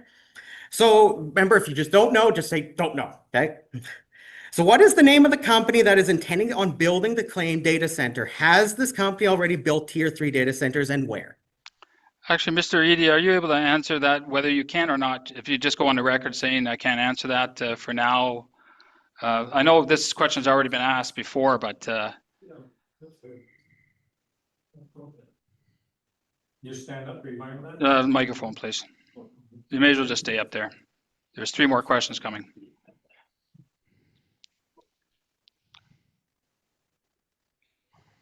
Paul Marsh is my name, from Steinbeck. Sorry, did I turn? Okay. I was here at the community meeting, gave a thorough but high-level presentation to council and anyone who cared to attend. a lot of those questions that we see tonight were answered. So I really encourage people to go back and look at that. I represent the company that has an offer to purchase in place with Mr. Edie, which will clarify some people's questions. That company is called Core Digital. We're a registered incorporation, locally owned in Manitoba. Thank you. You might just want to. Excellent. So anyways, so I'll go to this one. Rezoning agriculture preserve land should have a very high threshold, meriting that a high standard application is presented to council with little room for risk. There's a growing and novel concern with large-scale prevalence of data centers, especially when left with little standards and allowed to continue to evolve in scale or size in rural areas. Some of this discussion about sustainable development and environmental impacts of data centers are happening right now in the United States. So for example, basic things like, well, basic but rather impactful and concerning things such as noises and hums, blackouts, other power grid concerns, water consumption, especially if we're talking about liquid or water cooling. That's something that you should consider. I asked council to spearhead these sort of concerns before those may be repeated here in our own community. Has there been any impact studies done using a model of an existing tier 3 data center for the kind of applicant is intending on having in this area to see if redesignating this land preemptively is appropriate? Okay, the question is, has there been a study done with regards to tier 3 there for noise? Just general impacts. General noise. Mr. Doucette, was there? Or if anybody here that can answer it, but okay, Mr. Marsh, is it? You want to just go up there? Again, this is just for the designation from agricultural preserve to employment. Yeah. But thank you. Paul March again. Please ignore him. Okay, so just to speak to it a little bit, the impact study, the main impact study that's going to be done is through Manitoba Hydro. They're the ones that would govern the usage, the impacts of that usage, specifically on our grid system. So that impact study takes up to 2 years. Okay, so and it's a very thorough process that goes through the province itself. What I'm confused about is there's a process to what we're trying to achieve here, and there seems to be confusion on all levels. Everyone's speaking to it differently. So the way that I understand it in this RM and other RMs I've worked in, the community meeting was a chance, is essentially, I call it an open mic time for anyone to come and speak and just present in an open forum concept. There's no formal application submitted at that time. Later in June, when we submitted a formal application, that is when the cutoff starts for any kind of future speaking or presentations, call it a backdoor conversation. Today, we're asking for the redesignation of this land, which does not mean that Core Digital gets to build whatever they want, wherever they want, however they want. Okay, there still are safety nets in place for the RM and for the people to speak to what we can build. So we're not asking for just a blank statement of, yes, you're approved, go ahead, we don't care. Couldn't be farther from the truth. So a lot of these very particular questions regarding the infrastructure, the internal components, the GPUs, the water usage, all of these impact studies, very little of that can be answered right now. And for good reason. We don't know what we're allowed to build yet. We don't know where we'll be in 2 years with technology. A lot of the information that's being referenced here tonight is based on old technology that data centers have been around since the 90s. And you can imagine, like our phones, computers, everything has advanced like crazy, especially in the last 24 months. Okay, NVIDIA has broken serious ground with their technologies. Their direct-to-cool chips is a liquid-cooled system, as you referenced. And the modern era of data centers now is what's called a closed-loop cooling system. So it is liquid-cooled, but it's closed within the facility. So the actual daily consumption is very minimal. So, if you just hop on Google and do a quick search and you see an article from 4 years ago stating that it's, X amount of gallons per minute, that number is already irrelevant with how fast this industry, and you can speak to this, how far this industry has come in the last 24 months alone. It is night and day. Call me in 6 months, it'll be totally different again, because it's a race right now between the US, China, all these people building these computers at record speeds, and they're all trying to do it quick. So I can appreciate a lot of these specific questions. They're concerns, they're valid concerns. Right? When we talk about usage and what is this actually going to look like, I totally get it. That's not the conversation here today. That is at the rezoning when, if we pass this designation, that's when the actual time and money is invested from us to put together something that's more formal, it's engineered, we have more specifics about how this is going to be used. But that's not what we have here tonight. Thank you, Mr. Marsh. I think that was very well stated there. Okay, so we got two more.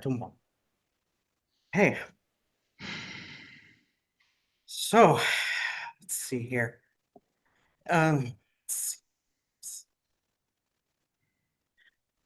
the development plan speaks of environmental impacts. I've heard no discuss. Well, I actually never mind. Let's skip that one. Sorry. Okay, one more question, Mr. Page. Go ahead. Two.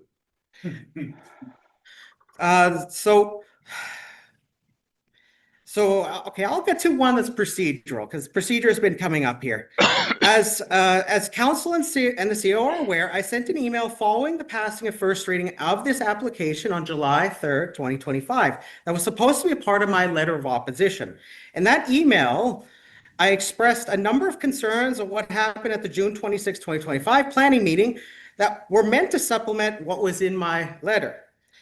In the same email, I explicitly asked that email and the letter, which you do have, be merged as part of my letter of opposition for second reading. I heard nothing for about a month, after which I sent a reminder email to the CEO, which I received nicely and diligently a response, for which the CEO had assured me that the email was received and it would be merged with my letter from June 24th as requested. Now, I've looked at these documents, and right now you have what's before you, because we're in a process right now. Why was this not put together properly as part of my letter of opposition? It is missing the portion I meant to be merged as requested. CEO? I apologize. I did forward the information on and asked that it be included. I did not confirm that both emails were included, so that's on me. But council did receive your first email during the first reading. It was not a public hearing, but they did receive it. So, thank you. So one last question, final question. So I've been hearing quite a bit actually about IT research. Now, I am a computer scientist. I conduct scientific research, and a lot of the kind of mathematical work I do often. I just trying to explain to council why this is rather important, why I'm here. Is someone like me, I'm not the kind of guy you put into the data center. I'm the guy who comes up with the ideas before a practitioner comes along and applies them.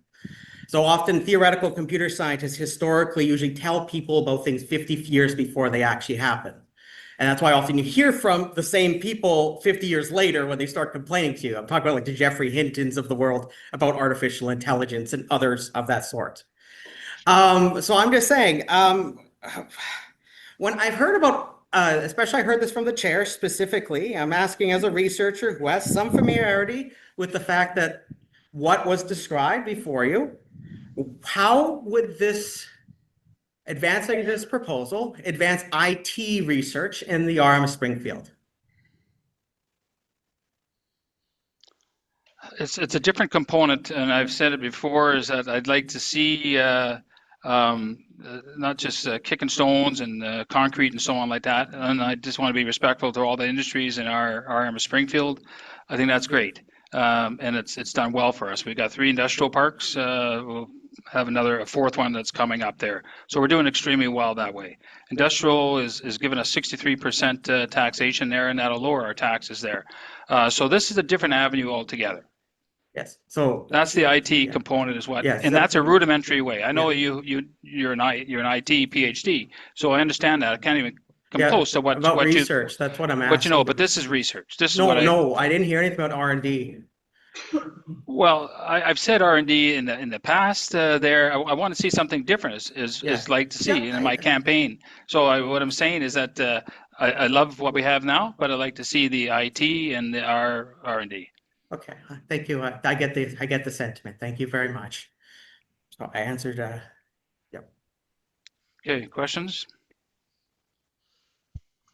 Go ahead, Councillor Miller. Thank you, Mr. Mayor, and thank you, Dr. Page, for your presentation. I just have a couple of quick questions for you. I agree with the mayor. Can you believe that? I believe that we should have IT. I think we need this RM to have more industrial development and all the rest of it. But my question comes into fact here from our planning officer. We have a map here with a huge amount of industrial employment lands available for this kind of center. So my question to you is, why could this center not come upon one of those other vacant employment area lands? Why does it have to be here? Now, I heard from the presentation at the CAL meeting back in May, I guess it was, that of course the availability of power, but I'm going to discredit that because again, I've given examples where they don't need to be next door. Of course, it's convenient and there's less infrastructure costs and things like that, and they can rebuttal that. But having said that, if is there not another opportunity for them to have this somewhere else within our municipality? Yes, they do. Okay, my perhaps my final question to you is, you know, the mayor said when who's in favor, there was one person, I think it was Mr. St. George, who spoke in favor of it. And then the mayor said he's also in favor of this proposition or this proposal. How does that make you feel when this is supposed to be an unbiased, when we're supposed, he actually even said. That's a loaded question, Mark. When we even Mark, said. that's not an appropriate When we question. even said that this hearing was to hear all the information, and yet he interjects, he tries to cut me off, by the way, but he says he's in favor right off the hop. In other words, your presentation means nothing.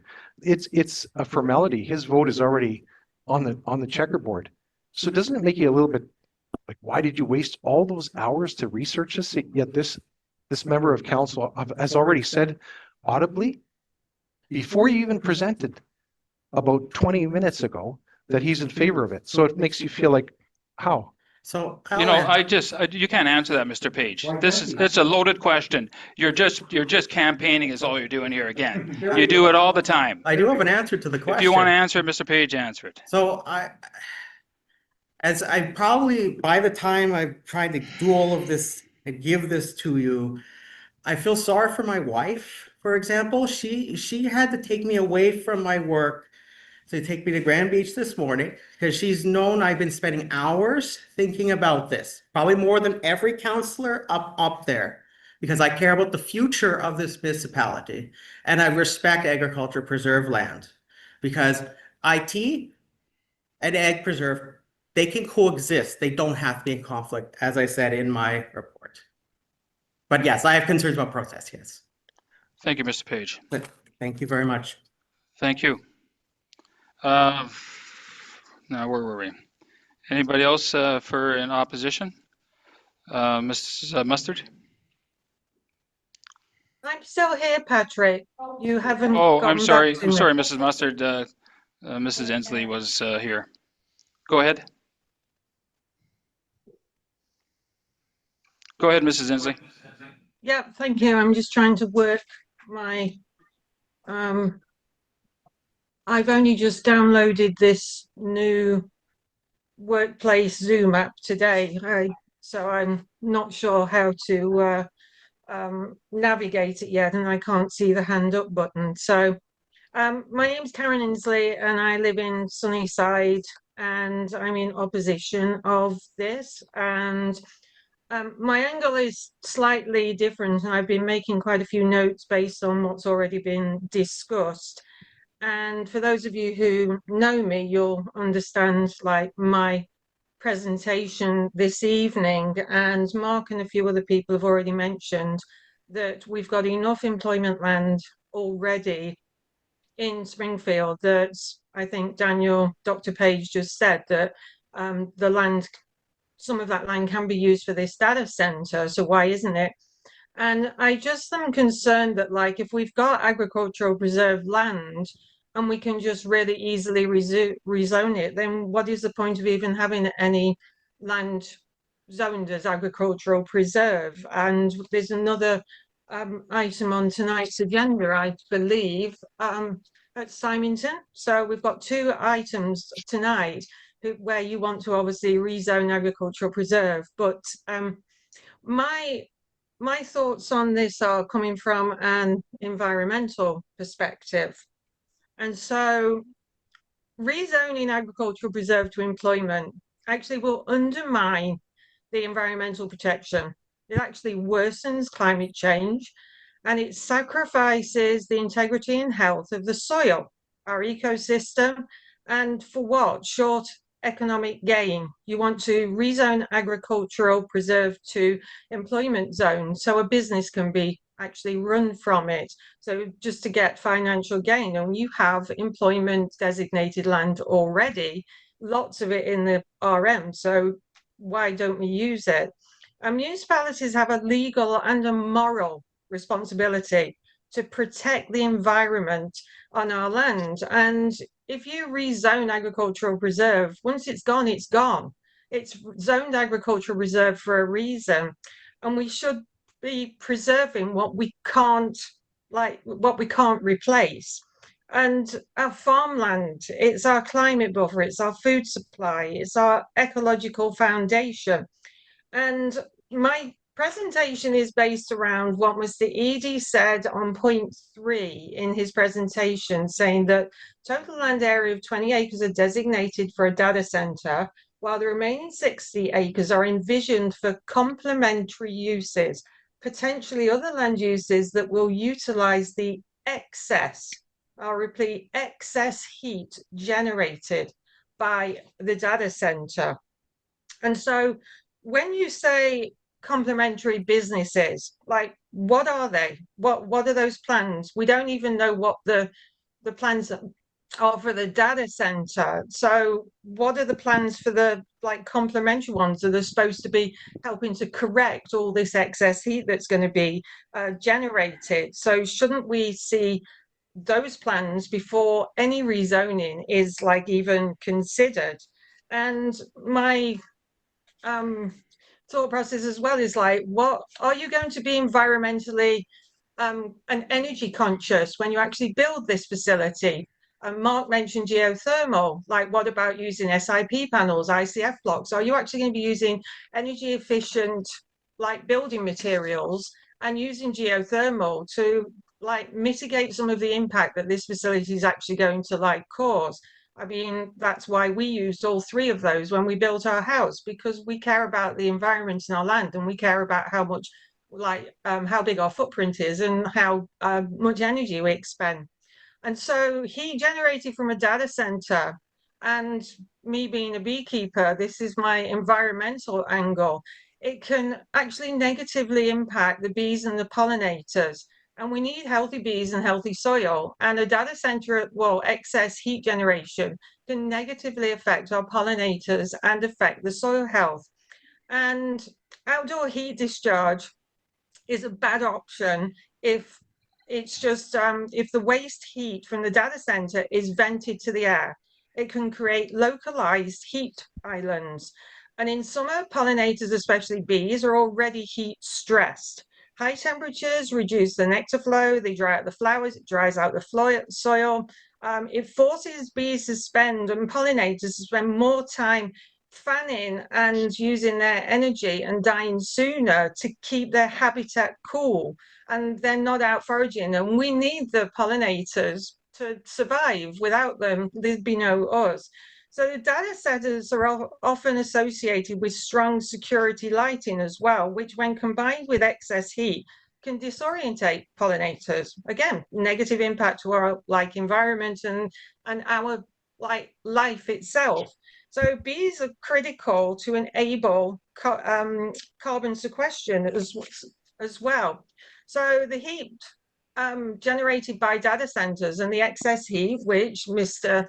Edie said that it can generate excess heat from this facility.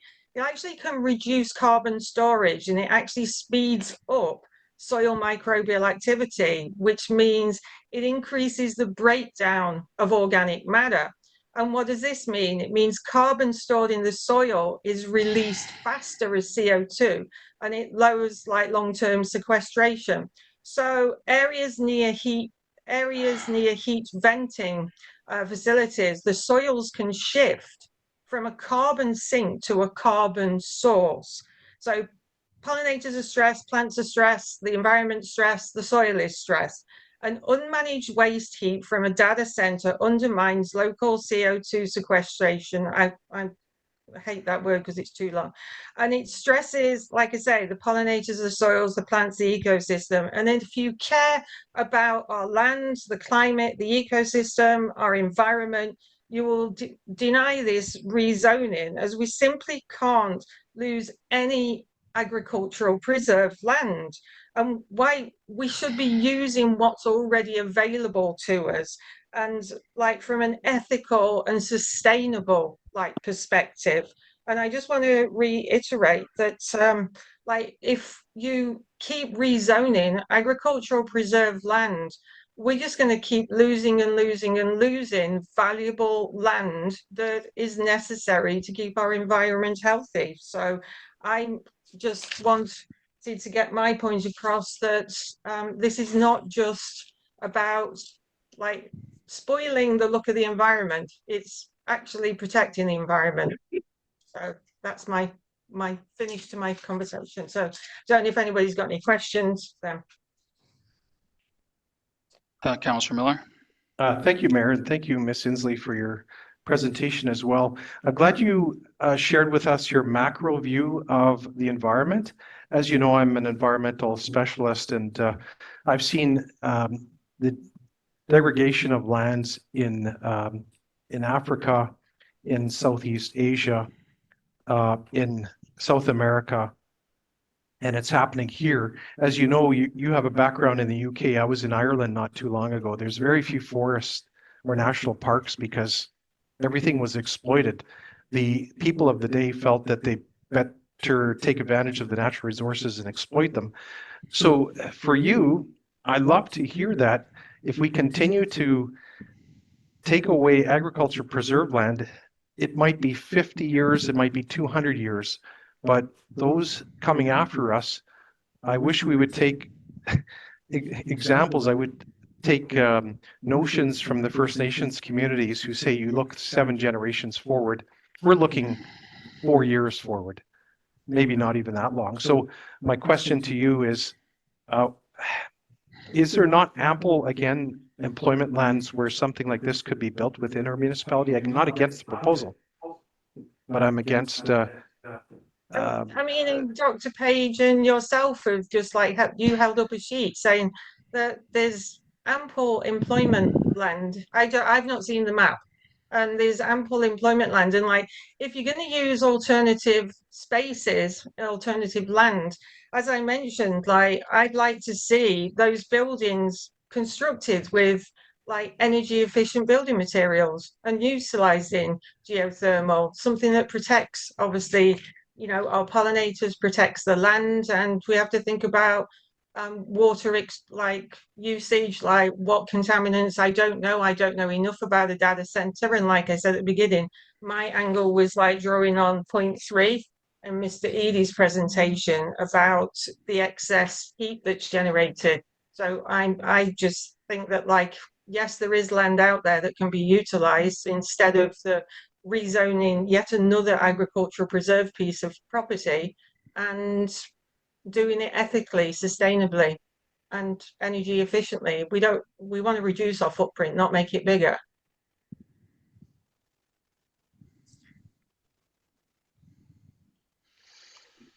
Does that answer that, Mark?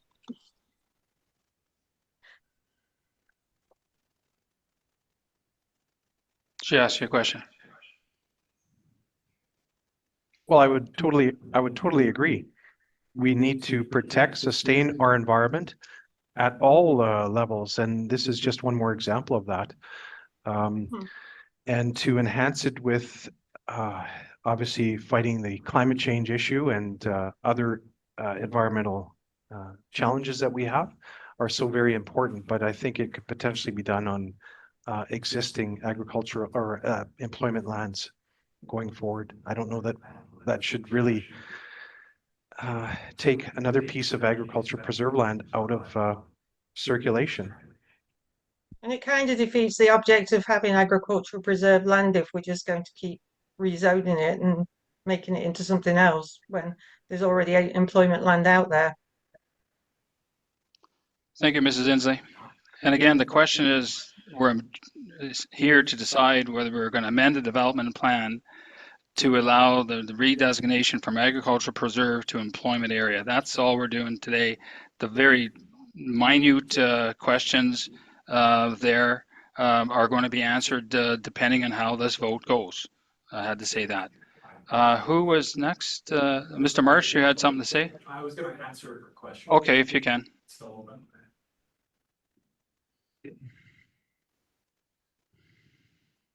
Yeah, Paul Marsh again. So just to speak to, I guess, a big question everyone seems to have is why here? And that's, you know, a fair question. I know you guys as an RM have worked really hard to recently redesignate a lot of land. This location was picked specifically in proximity to the substation. And part of that design is that these lines are so powerful that they need to directly come from the substation. So I know it's very simple to look at it and go, oh, well, there's a pretty big power line running in that area already. Why don't you just put it there? That is not the case. And that's not up to us. That's up to Manitoba Hydro. Now, while we have an open application with them, they have to remain impartial. So we can't get any kind of support or anything from them because we are just an open application for them. So that is one of the main reasons why this specific land was selected, that moving it in any direction 1 mile makes this not feasible with how expensive running those power lines. We're essentially running another bipole line right to that site. So it's not a small thing that you can just shuffle it around. The other aspect is tapping into the dark fiber at the #1 highway. Again, the third vital component to this business model is having worldwide connectivity. Again, a very, very expensive thing to run. And again, we spent almost a year deciding where to put this with different consulting. So this was not just a shot in the dark that we just chose like, oh, that land's cheaper or that land's whatever. This was very intentional. Putting it beside Hydro's already existing yard site, we thought was an excellent kind of way to just not be near residents, not be near anything else. It's already an industrial kind of image. So those are some of the main reasons why we selected that area.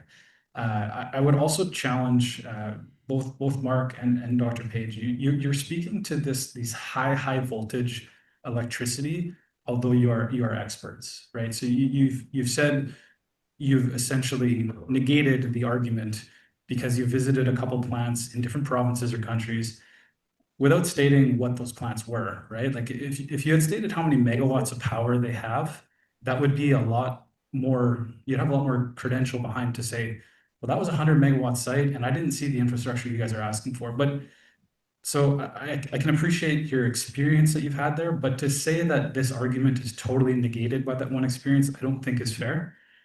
Would you agree with that? Okay, Mr. Marsh, you're running out of time. If you got 30 more seconds, Okay, then you can 30 answer the more question seconds. to Councillor Miller. Our climate is by far the most sustainable, green-friendly environment to build this thing in. We have renewable energy literally formed from water dams in a climate that is very cold half the year. If we achieve the heat recycling component, this will be one of the most green, sustainable, eco-friendly data centers in North America. You asked the question, Mr. Miller. Go ahead. Thank you, Mr. Marsh, for your question to me. You know, we had another proposition some time back, and it was supposed to be the most green silica mining operation in the world. And they still promote that on their website today. Truth be known, it's never been done before.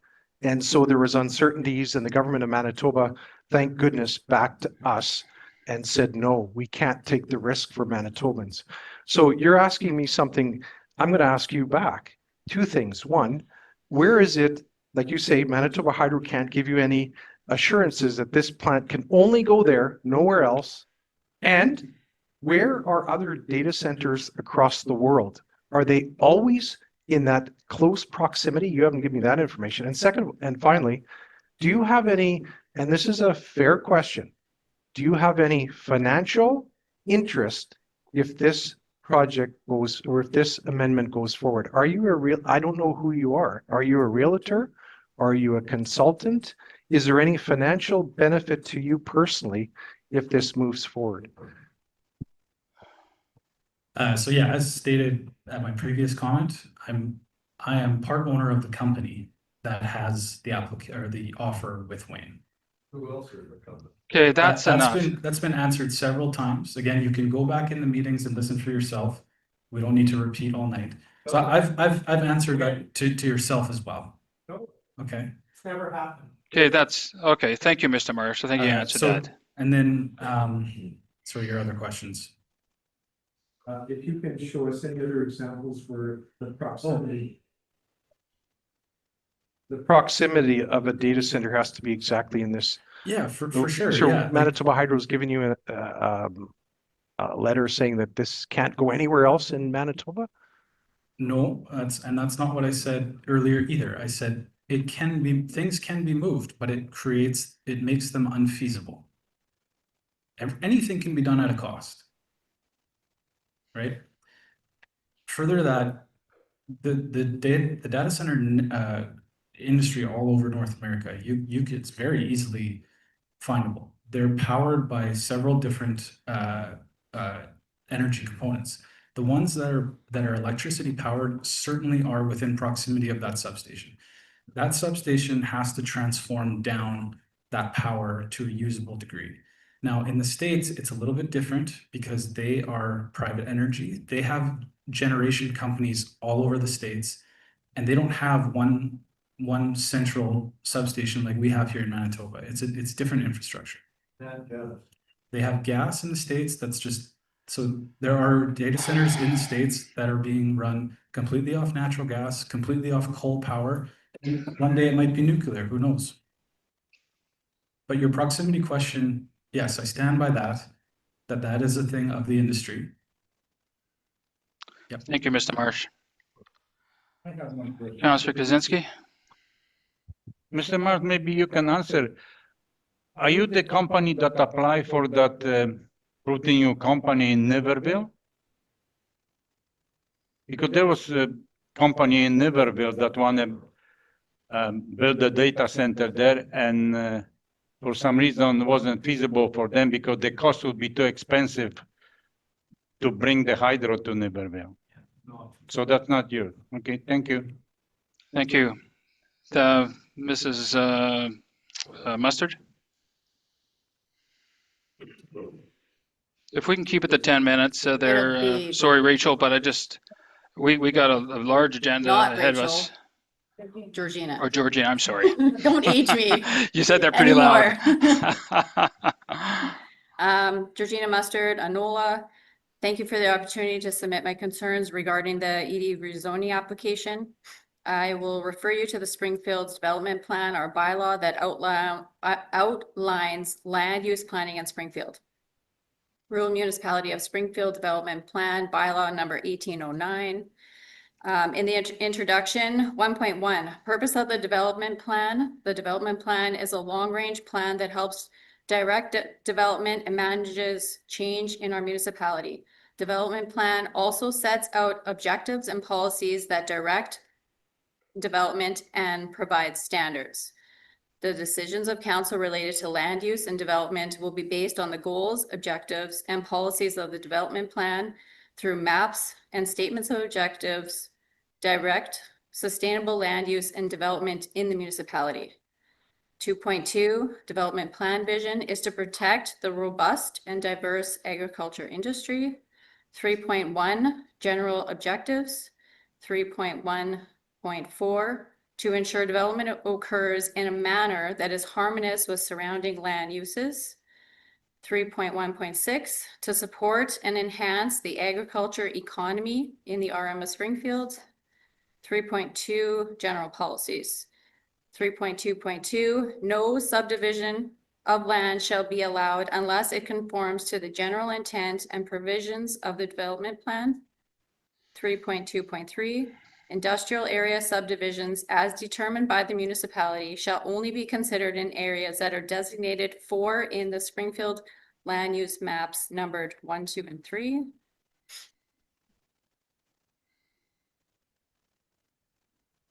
In 3.2.5, in reviewing development applications, the RM of Springfield will encourage the most appropriate use and development of land and other resources by protecting and strengthening the agriculture industry where appropriate. 1.2, legal authority. The development plan must be generally consistent with the provincial land use policies regulation under the Planning Act, which reflects the province's interest in land use planning. In regards to the Edie application, I have a copy of a letter from Michelle Erb, the Provincial Department of Agriculture, responding to the Edie rezoning application. She states, in quotation, given there's a large extent of designated employment area lands that remain undeveloped in the RM of Springfield, and that the land in question is actively farm prime agriculture land, this proposal appears to be inconsistent with provincial land use policies, and Manitoba agriculture does not recommend proceeding with this designation as proposed. The proposed development should be redirected to one of many parcels that are already designated employment area. Not too long ago, we sat in the same chamber reviewing a similar proposal. I may butcher this name, the Rue Pré application to take, same thing, prime agriculture land out of production and rezone the property to rural residential. Council Fuel stated that he would never vote for a change in zoning to any property that contravened Springfield's development plan. Councilors Miller, Kaczynski, Warren, and Fuel then voted no to the application because the application wasn't inconsistent with our master bylaw, our development plan. I would expect the same outcome with the Edie application. Thank you. Thank you, Mrs. Mustard. Councillor Miller. Thank you, Mr. Mayor, and thank you, Ms. Mustard, for refreshing us with the policies that exist today for that foundational development plan. Can you imagine if we went against what also Dr. Page said about the vision plan? These are entrenched documents that our community came together and developed over time. And here tonight, can you imagine if this council said, let's just ignore those, pretend they don't exist? Because you know what, it's a special project and it's a good idea, and I think it is a good idea, but perhaps there's a better location for it. Not there. Absolutely. So Agriculture Preserve is designated that to protect our community, protect our stakeholders, protect our citizens to what we believe going forward. It's not a plan that was, yes, it was developed some years ago, but it's still entrenched. It's still in an active, live, living document that we ought to really reflect on and really uphold. Because if we don't uphold it, to be honest, no one will. In fact, if we throw it out, it's willy-nilly. Anything can go anywhere at any time. And you know what? Let's burn those documents because they mean nothing. So thank you for sharing those. Thank you. Thank you, Mrs. Mustard. Mrs. Ireland? Overall, sorry. Doing really well today with the surnames. Thank you, Georgina. I wrote it down here.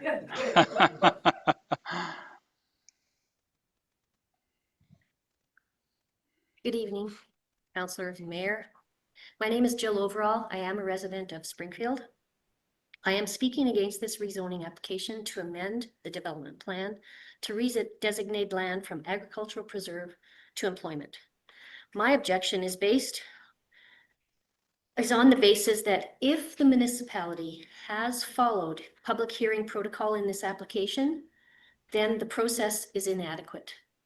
It doesn't provide the property owners who would be most impacted by such an application with the required information to be fully informed. They have not been adequately informed about the land use change, nor have they been informed about the opportunity to support or oppose it. The heart of the matter, when considering rezoning as I see it, is that someone, and hopefully all of you on council, has to look not just at the one landowner who wants to monetize his land, but more importantly, you look after the other landowners, the other constituents who might be affected by this application. And the land in question falls in Ward 2. So that's your area of responsibility, Mr. Fuel. So I'm wondering what you can tell me, Mr. Fuel, about, or tell us about the opinions that the neighbors surrounding this land have regarding the land use being changed from agriculture to employment, or what we might call industrial. How many of them have you been able to speak to? This is Overland. The question's got to come to the chair overall. The question's got to come to the chair. It was posted like all the other public hearings that we've had. I went by there. I saw the signs. Answering that through the chair, I will direct it to the deputy mayor. Could you ask Mr. Fuel how many of his constituents he was able to talk to that are directly affected by this change? So I can tell you this, that's why tonight's a public hearing, and that is for people to come. And I can tell you that the people in the area, I've been watching the objections. I know there's some neighbors there that have signed up the objections. I know which ones are further residents and which ones are the closer residents. So I looked at that in very detail. What I have also done is I also looked at the community planning report. And I also know, I'm very aware of what this process is because I was part of the development plan process, okay? So I know exactly the detail that, yeah, it's going back to that this land is now wanting to be, go from agriculture preserve to employment lands. So having said that is that's the piece that we're supposed to be dealing with, but also that it's sensitive because it is farmed land at this time. So when I'm sitting here tonight, and as I said to one resident in a reply to an email, my decision will not be made till the very end of this public hearing, because I have to listen to everything. I have to keep an open mind. I have to understand more. So again, it's not just one piece, it's everything that I take in. So the decision will be made once we're finished this piece, and then a decision has to come to making a decision. So I'm not just looking at who lives close there, what is the process. I'll give you an example and I've been thinking about this a lot, and part of these pieces is that I wish we could educate our residents more to understand how this all works. Because once you're in it and you realize, and especially if you go through the process, there's the development plan, but then there's the zoning. So exactly like we talked about tonight, the development plan this is the process that we're looking at redesignating that land. But having said that is what the public open house does for me is state, okay, an applicant can come forward at any time, doesn't matter who it is, could be yourself, to, let's say you have a piece of property and you want to change the zoning. Every applicant has to be open to be able to apply for that. Okay, and that's the reason we go through this process of having a public hearing so that we can hear. Now, all of a sudden, let's say we take a parallel position to this and we do a public open house and nobody shows up and nobody cares. And don't say it as nobody cares. Let's just say they're okay with it. Okay, because they're not coming to the public hearing. Well, then no, I'm just saying it would be a decision that would be made based on that meeting tonight. We now hear that that's not the case here, and that's good. They're both good because it depends on what the residents want in the area and within the municipality. Does that make sense? It does. It does. And I can tell you what the residents in the area do want, because our group went out to the residents in the area and visited them. And our group has spoken to approximately 30 people between Dugald Road and Deacon's Corner who will be directly affected by this rezoning. And only one of those people even knew about this. So the sign, they didn't see the sign. Maybe you put it in the paper, they didn't see the paper. And I think they're supposed to get a letter. They can't remember getting a letter. So, you know, on a quarter section, the sign should be a sign, 11 by 17. Quarter section is pretty vast. Is that reasonable? As well, owners of the property within 100 meters of the property in question are to receive notice by mail. But they didn't. Somehow that was missed. So this rule may work in urban areas, but in a rural setting, it's proven to be inadequate. They just didn't know. So since none of those 30 neighbors can recall receiving a notice in the mail and were unaware of the application, someone dropped the ball. So if our planning department feels that this is adequate notice for rural acreages, I'm suggesting it's not. So Councillor Fuel, you need to consult your constituents and stand up for them. I recall you stating, as Ms. Mustard said, in this council chamber last fall during the Rue Prairie application, that you would not vote against municipal zoning plan. And you didn't on that vote. And so I hope you can stand by that statement once again and own it. So I believe that council should reject this application based on the fact that affected neighbors are almost unanimously opposed to it, and they were not properly informed. And now that I see that of the 72 acres involved, only 22 are designated to be for a data center. The others could be greenhouse, but that's already zoned for agricultural. So it's kind of a mystery that Mr. Edie isn't really telling us what the other 50 acres are for. So I think there's enough mystery here to say no. And the neighbors around it want the municipality to protect agricultural land as set out in the existing development plan. Thank you, ma'am. And I think you've already had this petition. Yes, we do. Thank you very much. Councillor Warren? Any questions? Not necessarily a question, Jill, but I do know that residents did get the letter because I had a couple phone calls. So they would have gotten the letter probably after you petitioned. But you are not the counselor for that ward. Doesn't matter. Once you're elected as an elected official, you are a counselor for the whole municipality. Yes. You're a counselor at whole, whether you're just here, there. Like if you phone me tomorrow, I could try to help you. So I guess the 29 people that we met at the door were not the people you talked to. Well, you probably didn't go to that yard that the person phoned me from. So we don't know who each other talked to, and that's fair. Okay. Any other questions?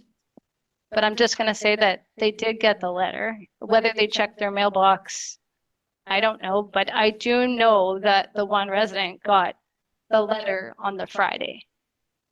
So, and it's like today's Thursday, so they've had, say, 4 days. I don't know. It's snail mail some days. I have no idea. I can't control the mail. Councillor Kaczynski? I want to challenge that. I want to challenge council because I didn't receive any phone calls from the residents from that area. Councillor Miller, did you receive any phone calls? Councillor Fuel? Mayor? I get a million phone calls. I don't Melinda, call. how many calls did you get? A few. How many few? 1, 2, 3, 4, 5, 10, 15? Like 2, 3.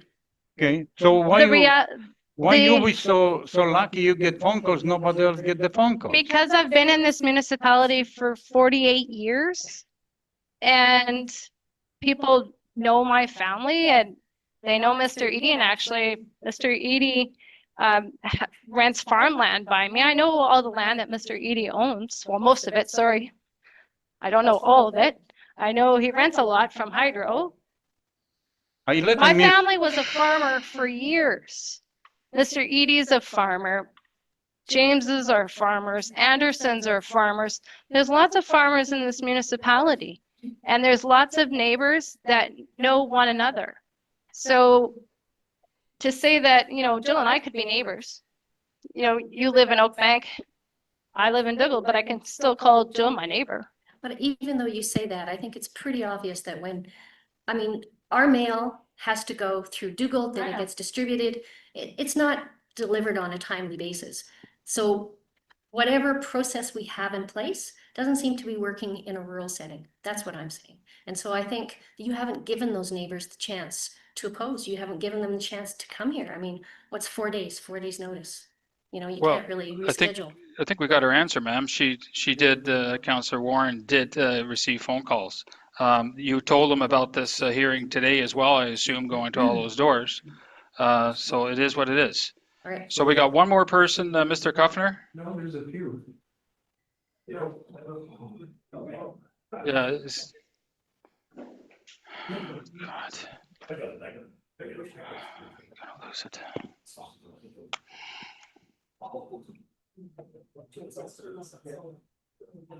My name is Richard Kuffner.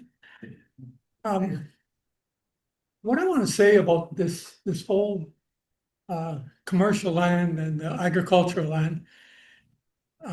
Well, I'll start off with the first thing. There's a good reason the province didn't want this thing to go through, and I'll tell you why. The land, from what we have the land worth, if I sell my land, it's worth $3,000 to $5,000 an acre.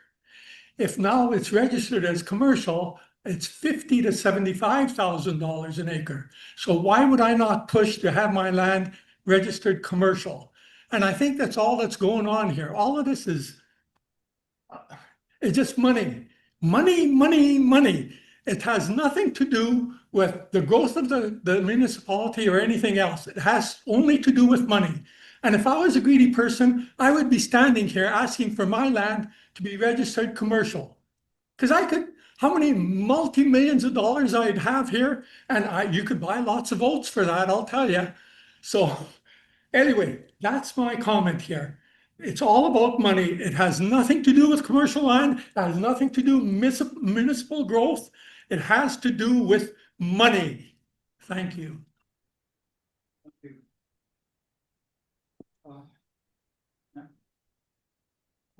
We want to try to keep this something you can do that's already been discussed and it's already been said. You can go up there and say for opposition, I agree to the opposition. If we're just going to rehash the same stuff, we want to try to expedite this because we have a large document to go through here. Go ahead, ma'am. Good evening. My name is Elizabeth Hersack. I'm a resident from Navan, Manitoba. I too don't want to rehash a lot of the information that has already been presented, whether it was from this evening or from prior meetings with material that had been submitted. I do, though, want to say thank you to both to Mr. Paul Marsh, as well as to, I think it was Dennis that was online. I don't know if he's still online or not, but he's an engineer. I was in animal science, so we're like sworn mortal enemies. But I did appreciate the comments and the information that they both provided. So thank you both for that. I would like to comment on some information that I think would be helpful for council regarding the greenhouse heat reusing. Canada right now has approximately just a little over 300 data centers. The majority of them are concentrated in the provinces of Quebec and Ontario. As Dr. Page had referenced, we probably have about 5-ish or so data centers here already in Winnipeg. The concept of using heat renewal and sort of having this wonderful kumbaya environmental loop by using greenhouses actually has not to date been successful commercially. You may be familiar with probably the most current or most famous is the Q-Scale site that is in Levis, Quebec. In both during the years 2021 to 2023, there were plans for heat recovery greenhouses. The current status was that there was supposedly a heat recovery system coming, announcement for early 2024. As of August 2025, where we are today, no operational greenhouse partnership has been confirmed. Basically, what is happening is most of these greenhouses right now are academic simulation and modeling only. There is a lot of them that they're announced, they're plans, but projects appear to be somewhat stalled or abandoned or have shown limited success, despite having a tremendous amount of government subsidies. In Sweden and some of the other Nordic countries, there has been some success in district heating networks. Those would be where that heat is used for urban dense housing, heating, not in greenhouses. And I would say that these greenhouses right now to date require significant government support. And in our summers, the heat is still generated constantly by these centers. But in the summers, when it's plus 30 out, we're not needing to be heating in greenhouses. And so there does need to be more work flushed out in terms of what that information would be. So I just wanted to share that since that hadn't been touched upon. I also appreciated the work that Mr. Edwin Giesbrecht had done in terms of trying to perhaps more eloquently explain the need for maintaining agriculture preserved land and why that is important. I would very much appreciate either if that map of existing undeveloped employment land for our RM, if that would be available on our website or part of this package at some point. And I also wanted to have note on record that I was extremely disappointed in finding that large document that was just uploaded at 10 a.m. this morning. I work. A lot of us work and have other jobs outside of the time that we take to diligently read, research, and prepare.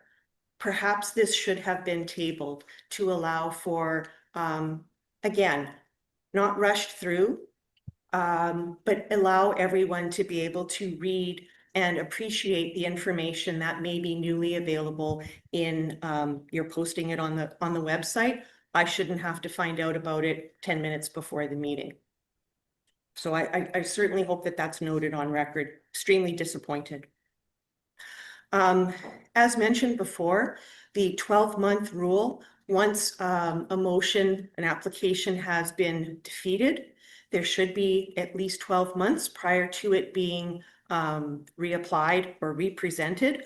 I find it right now, from what I've been able to read, where there has been significant changes other than the halving of the original acreage amount. Again, if someone would like to offer that, I really just don't understand where it has been significantly altered.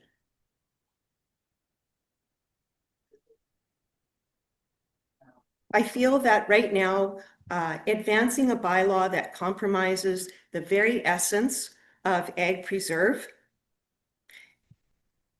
we should not even be having this discussion.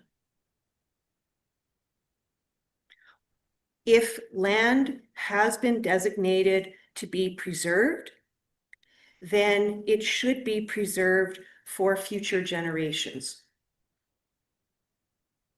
If the point comes in the development plan or at such time that additional land needs to be rezoned or reclassified, then that discussion should be happening then, not prematurely. And I appreciate being told that the leapfrogging is only applicable, not in this scenario, but I feel that the public right now has been hurt, has been bruised. I think people are still very sensitive from two areas, Berger, SIO.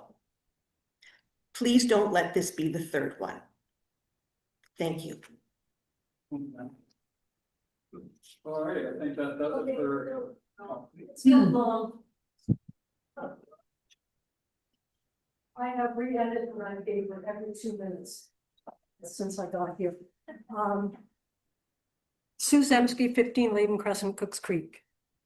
Thank you, Mr. Marsh, for providing some information, because that's taken a lot of the edge out of actually seeing what this company is about. So Googling it right now doesn't tell you a whole lot, but I did have some companies that worked for in my line of business that did something similar to yours. So it's interesting, but I just have a couple of questions. First, yeah, I took care of processing centers, data centers, call centers, and all of them have been critical sites. So I've got a pretty good idea of what goes on with them. 2 questions.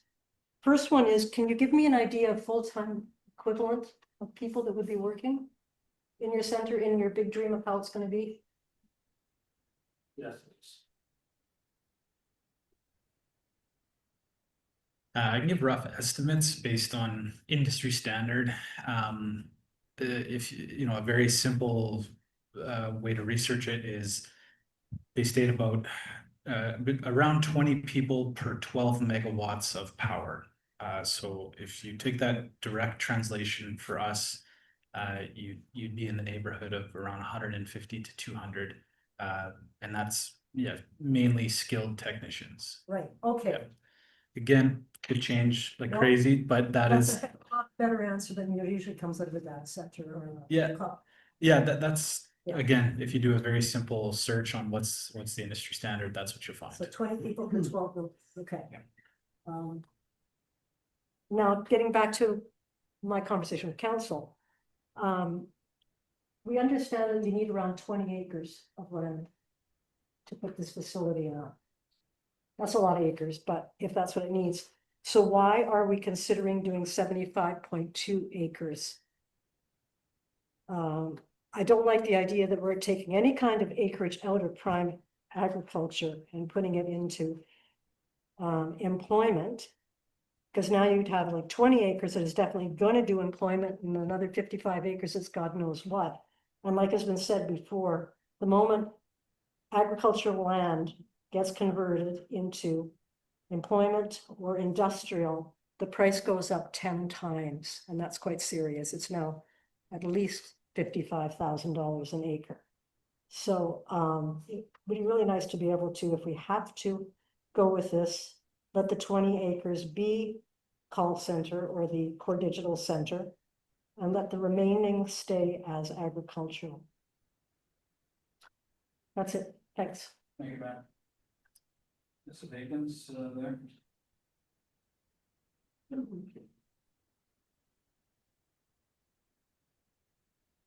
Okay, I'll be quick. Okay, I am opposed to this, the rezoning of agricultural land. It does not fit with the development plan, this proposal.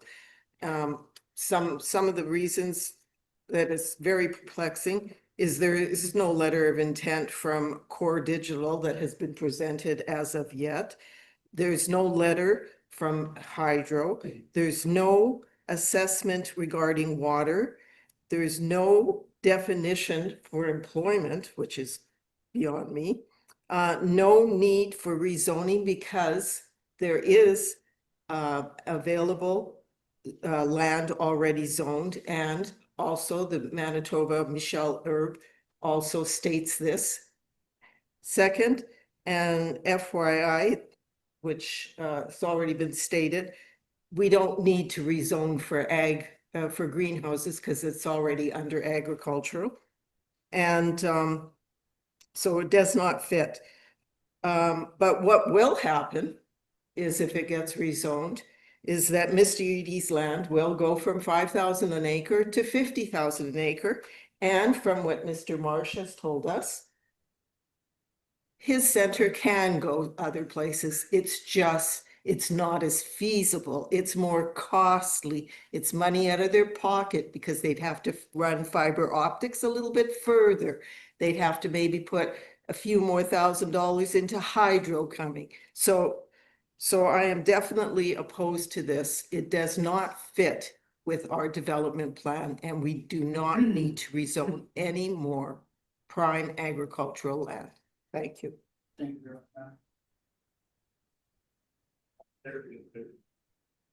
I think everybody's been heard. I was registered, but my comments will be very short since everybody else has spoken. Okay. Karen Lalonde, Oak Bank, Manitoba. I think like I said, everything that I was going to say has been said, so I'm not going to bore you and hold up this meeting any longer since we've been talking about this for 2 hours, or 2.5 hours. But I guess the main thing is the Department of Agriculture says that the agriculture land is supposed to be protected from premature and unnecessary loss of use. And that's the bottom line. So I don't even know why we're discussing this, because the Department of Agriculture made their comments and yeah, so let's just make the right decision and oppose this. Thank you. Thank you. Okay. Am I on record as opposed? That's all. Okay. That is the question. Go ahead, Mrs. Nyland. No, I'm just wanting to be on record as Just opposed. state it on the record then. Janet Nyland, Oak Bank, I'm opposed to this application. Thank you very much, ma'am. Daniel, is this going to be short, or have we already? It's because of something I heard, and I just want to just ask. So Daniel Page, just to add a question, I'm directing it towards the chair. I heard something up here at council involving relations.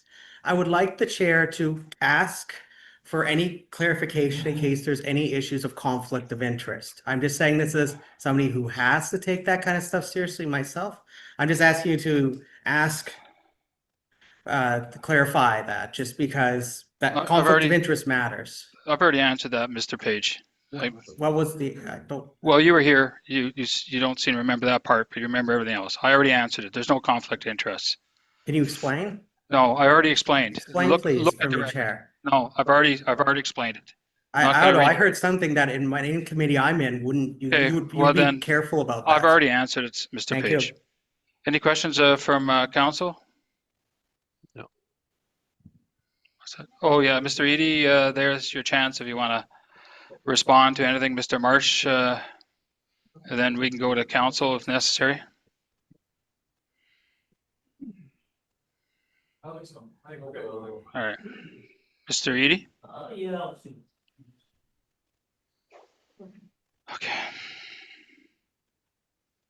You know, just like all the other, like all the other people here, I've been a lifelong resident of this RM as well. It's not a money grab. I do quite well in my other businesses. I don't need to, boost up the price of 50 acres of farmland. It would be nice if we could get this done just to bring some economic activity to the RM of Springfield. It's been said 63% of the taxes in the RM of Springfield come from the commercial entity. So let's keep the commercial entity going to build that up so all our personal taxes aren't going up from time to time, so that we can get what we want. We want the sports arena. There's a lot of things we need to do in this RM. So that's all I have to say, and I look forward to your decision. Thank you, Mr. Edie. I'm looking at the screen. I see no hands in the audience. Everybody's been heard. At this time here, I'm prepared to close the public hearing portion as the public's interest has been met. And for legal purposes, no further questions will be asked for, like I say, for legal purposes there. Any questions from council at all before we read the resolution? Councilor Warren? Oh, I thought you had your hand up. Councilor. Okay, Councillor Miller. Okay, thank you, Councillor Warren. Thank you, residents of Springfield. You've spoken. You have a petition of 72 people. You went door to door. There's 10 letters of objection. There's a number of residents that apparently didn't have a voice or weren't aware of this proposal. That causes concern for me. The most critical issue of this, and it was said, I think, at the last presentation, was that, as I've said before, our vision statement and our strategy for the RM, but beyond all that, the Department of Agriculture, the superior being, so to speak, has said, don't move forward with this. So if we don't listen to them, my goodness, are we just a bunch of renegades? My question to, though, Councillor Fuel, and maybe the administration can help, you have been a pillar on council, upholding the development plan, ensuring that agriculture preserve land is sustained and that it continues to be an agriculture community within Springfield. You today also shared something that I thought resonated with me. You said that you would also hear the residents, understand the petitions, understand the dynamics of this proposal, but yet, and this, I don't know if it goes on your back, but it surely does on the administration. Is it fair, as deputy mayor, to have our mayor say, when it was for people to say in favor, that he bluntly, candidly, before people spoke tonight, said that he was, quote, in favor of this proposal? Would you have done anything of that nature? It sounds to me no. You are unbiased, fair, and have some respect for people providing input. I am taken back, and I'd ask administration if it was appropriate under the Municipal Act or any other codes that we are under the jurisdiction for the mayor to, quote, say he is bluntly in favor of this proposal before the residents had fair and ample opportunity. I believe the deputy mayor is correct in holding his vote until everyone had their opportunity. But for the mayor to do this, I think this is a procedural error and a significant concern for residents and for myself as council here, because now I knew from 2 hours ago how the mayor was going to vote. Was that to strategize and to influence me? Is it right? And I need an answer. Does the Municipal Act allow for members of council to ante in to the discussion when they're in favor, against, or neutral, so to speak? Are they allowed to do that? And is there any instances that is shown throughout Manitoba in any municipality where a mayor or any member of council can say they're in favor or against it before the public hearing has closed? I'm not asking the mayor to answer. I'm going to answer. I know you are. You mentioned spin it. You mentioned this is a good idea. Okay, you mentioned a lot of things there, the positives and the negatives there. I had an open mind here the entire proceedings. I've had an open mind the entire 3 years I've been here. Do you insinuate here that I'm in conflict of interest? You know, that's beyond the norm for you. It's absolutely. So this is not a conflict whatsoever. If you want to make it a conflict after the fact, go ahead. But we're here to vote. So what you're trying to get along here by including 2 councillors here is disgraceful. It's almost immature. Go ahead, Councillor Warren. Unbelievable mayor we have. Go ahead, Mark. Go ahead. Thank you, Mr. Mayor. Now, I wasn't at the May 13th meeting. I just got to listen to the audio, but I also got to read the clipper. You know, I had to listen to the audio, but what I saw in the clipper was that sounds like a great idea, and mayor's comments. Like, when somebody asks you, is it a great idea? Sure it is. We want maybe a section in Springfield to be data center, to be techie. This is about Eggland going to ag land going to employment. Now, is it the right location? Is it the wrong location? You know what? We had the residents came here tonight. Yes, we're all talking about a data center. But Mr. Edie could have put whatever he wanted there. It didn't have to be a data center. If this got moved to employment, we're not looking at a data center. Yes, that is an idea. And we have people here that are trying to sell this data center, or you get my drift. But the reality is, you can make a comment. You know, you have to listen to the residents. You have to listen to the neighbors. You have to be informed of where you're. Doesn't matter the business. It's about land. Do we want employment lands here in the agricultural sector? And yes, Manitoba Hydro is there, and there is a Manitoba Hydro Act that precedes all of us, right? It goes above the Municipal Act, it goes above the Planning Act. It is up here. We are down here. So we are talking about land. That's it. Data center, great. I would welcome one, maybe not the right location. We are talking about what do the neighbors want? And yes, you did the petition. Yes, you went to the neighbors. You informed them what was going on. Thank you. The RM did their due diligence. They followed the Planning Act. We submitted the papers because I've talked to a couple of the people that got the letters in the mail explaining it. So we follow the Planning Act. We've done our due diligence. We are having this meeting. We are having everybody speak their opposition, their favor. We are having a discussion, but it's not about a data center. That could be whenever. We are talking about ag lands going to employment. Do we want an employment there? Yes or no? That is it. That is it. This is a council decision. Thank you. Well said, Councillor Warren. Any other questions, Councillor Kaczynski? Councillor Kaczynski? Thank you, Mayor.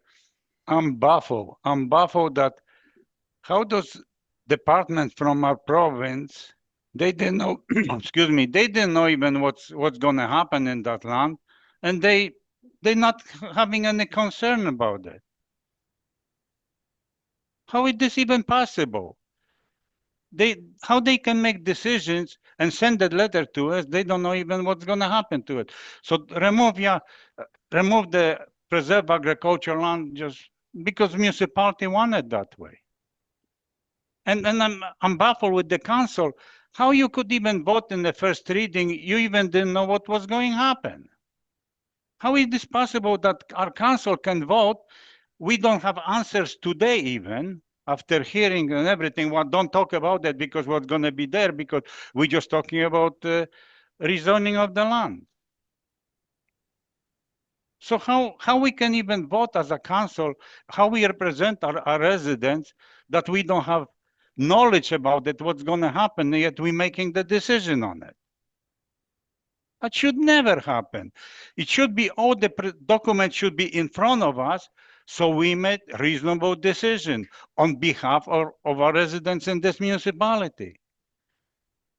We can't just say somebody come on some kind of dreams that they're gonna say, well, I'm dreaming to have this and that in this area, and I wanted for you to change the zoning on this property.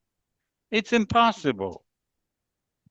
If we don't have concrete numbers and present to us, whoever want to build, the company have to come and be in front of the council, and that's the way we can make decision. We make decision like this about Sayo, we make decision like that about McDonald's. And now we're making decision something in the clouds. It's impossible. We cannot operate like this in this council. People are gonna laugh from us tomorrow, and probably Clipper gonna say, oh, Kaczynski is opposing about it. I am not opposing any business here. majority of council voting for the businesses in our area. 97% we voting in the favor to businesses coming to our municipality. But this is, we didn't get presented any business here. We just presented some kind of dream of somebody and came in front of the council. So that's my statement, because we cannot make decisions like this in our municipality. That should never happen. Thank you. Thank you. Any Deputy Mayor? Yeah, I'd just like to make a comment to Councillor Krasinski. You know, and I get it. The process is the way it is, but we're dealing with a development plan, and the zoning is where the pieces come in, where it's to deal with whatever's coming in there, whether it's the data center, it's a car dealership, whatever that may be. So for me, the bigger part is again, taking everything into consideration. And a big part of this, again, is the community planning branch and the residents in the immediate area for sure, and everybody else that's included in the RM of Springfield. So again, I'm all in favor of data centers like everybody else. Again, is the process, and maybe I'm going to step back a little bit and say maybe, you know, again, we're saying that it's a data center already, but because it's sensitive, but maybe the education piece isn't enough yet, you know, or so what I'm struggling with right now, and I don't know how that would work, is there any opportunity to defer this, to go back to the public and get more public input and have more of the knowledge to come present to us so that we understand it and make a full, good decision, as Mr. Krasinski said, because we can't make a really good decision at this time. And I don't know if there's any opportunity to be able to do that, or do we have to bring it to a vote and just make a decision? That's my question. We've all had the same information, Deputy Mayor. There, I'll defer it to our CEO and Dan. I think we're here to make a decision, and it was just on the you know, the development plan amendment to change it from ag preserve to employment. And like you said, and you are totally correct. And then we can do the fine points after that. You said a dealership. I thought that was quite good. It could be anything inside there, but we've already had the discussions with regards to the data center there. So there's nothing that won't change there. So once this is out, this is just the decision. The decision is on the 75 acres of land, 80 or whatever the number was there. Are we here as a council prepared to, with all the information from the council here or from the people here that are in forest that and online, are we prepared to make that designation on this? And then we'll go forward with regards to the getting into the weeds of all those pertinent questions. I agree. And Mr. Marsh was extremely knowledgeable in that. Well, that's his job, but still he was answering all those questions quite well. There's going to be a lot more questions there, and I think that's the time where we're going to get all those questions answered, all the you know, the weeds of the matter. But to answer your question there, Deputy Mayor, is that we have to be prepared to answer the question. I think tonight. I think that's what we're here for. Are we changing this from ag preserve to employment there? And if we could have a chance on the development agreement, if it goes forward, who knows, there to make those changes, unless I hear otherwise. Any other questions? Our CEO can answer that, or and Dan there. That's just my input on it. Well, I think it's been said multiple times, the decision is whether you want to designate the land from agricultural preserve to employment. So when you talk about deferring a decision and having public education sessions on what exactly? On data centers or on the process? Data centers plus the education of what's going to be there. So I think a decision needs to be made at this point on the designation. Then at that point, when the rezoning comes up, that's when you have your public education on the data centers, and that's where you put your conditions into a development agreement based on that education piece, what you hear from the public, what they want, what they don't want, the size, Okay, No, yeah, I that's understand at that. the rezoning I process. totally understand that. I just, again, I'm drawing a little gray and I realize that, but I'm saying it for a reason. That's the only thing. Yeah, Okay. depending on the vote tonight, it's whether, yeah. And I guess that's it, depending on the vote. And I think at this time here, all the questions have been answered from council. If we can read the resolution, then we can vote. Be it resolved that second reading be given to bylaw number 2510, being a bylaw of the RM of Springfield, to redesignate all those lands within south half of southeast quarter 3610-4, excluding power transmission line plan 7753 from agricultural preserve area to employment as shown on Appendix A. With the resolution being read, first, can I get those in support? Show of hands, please. Tarion. Those opposed? That's Councillors Warren, Miller, Kaczynski, and Fuel, and is so defeated.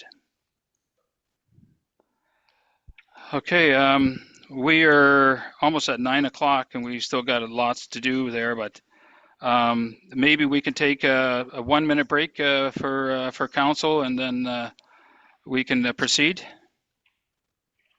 So I'll just remind council, after the break, you'll have Recording to pass stopped. a resolution with your reason for objection.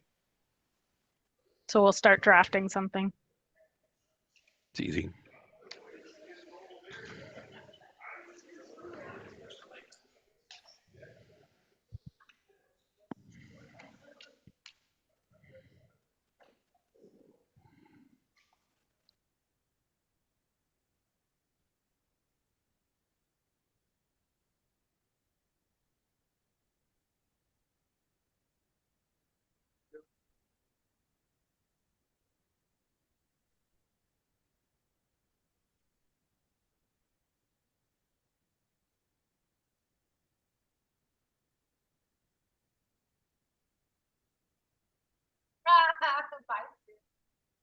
Nice to see you again.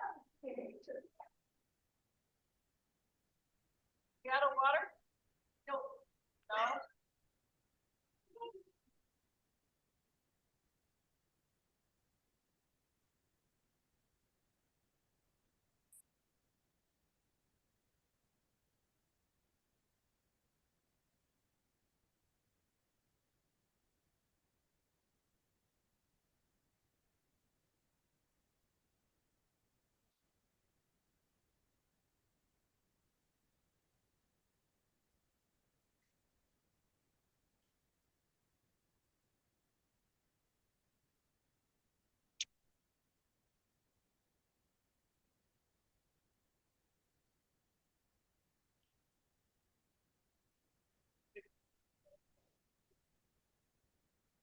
Is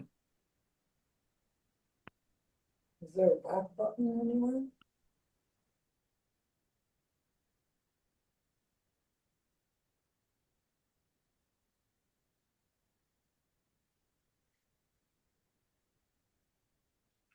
And I'm just, so here's what the struggle is, right?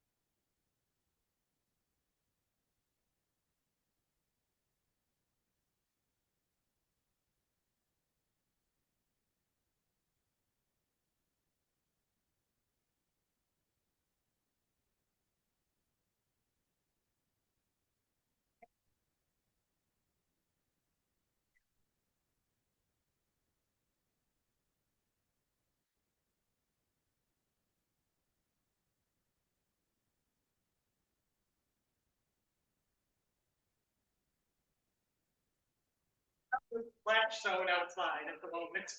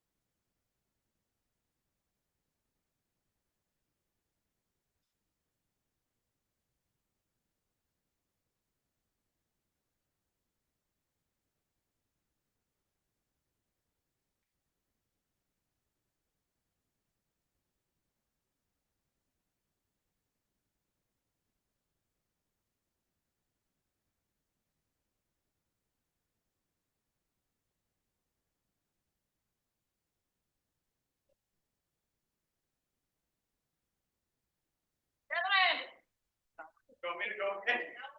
You got it?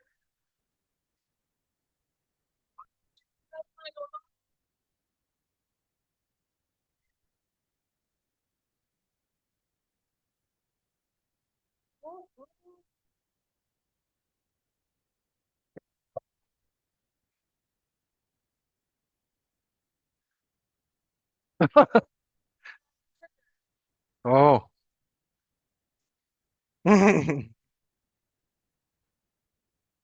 Got them all. I got them all. What is that? Penguin walk.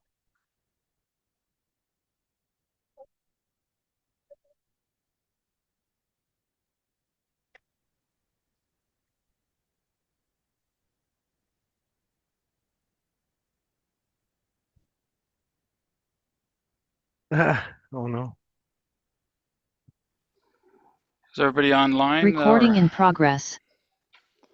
Okay, we're back just from a supposed to be a 1 minute break, but 2 or 3 minute break there. It's now 9:01 p.m. There. We have to do a resolution to define the reasons for the objections. Can I get a mover and a seconder for the resolution then, please? Warren and Kaczynski. Be resolved that council has rejected development plan amendment bylaw 2510 as the proposal is not consistent with agricultural preserve area policies under 4.1, which state the protection of prime agricultural land, and that employment opportunities should be located adjacent to or within designated employee areas, and it is not consistent with the overall intent of the provincial land use policies. Therefore, be it resolved that council not proceed with bylaw 2510. And we're voting on that now? No, I'm sorry, I'm kind of lost here. Is this about what we just passed or what we? Yeah, when council rejects a development plan amendment, they have to provide a reason for their objection. Okay, so Councillor Miller first. Thank you, Mr. Mayor.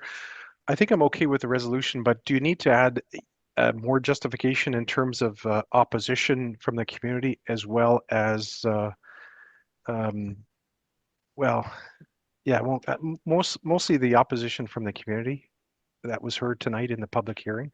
Does that need to be emphasized as well? I certainly agree that it doesn't meet the criteria of Manitoba agriculture for ag preserve, taking that out of, but I'm not sure you would know, and I rest it on you if. Yeah, I believe a copy of our minutes is also provided, which would show the objections, but.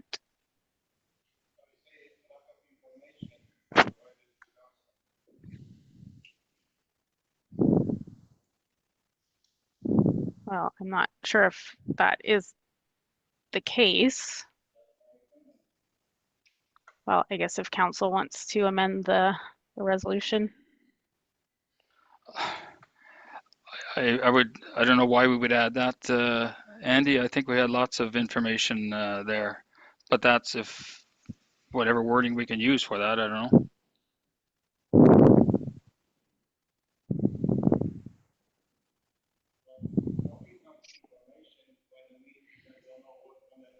What's going to happen in that area?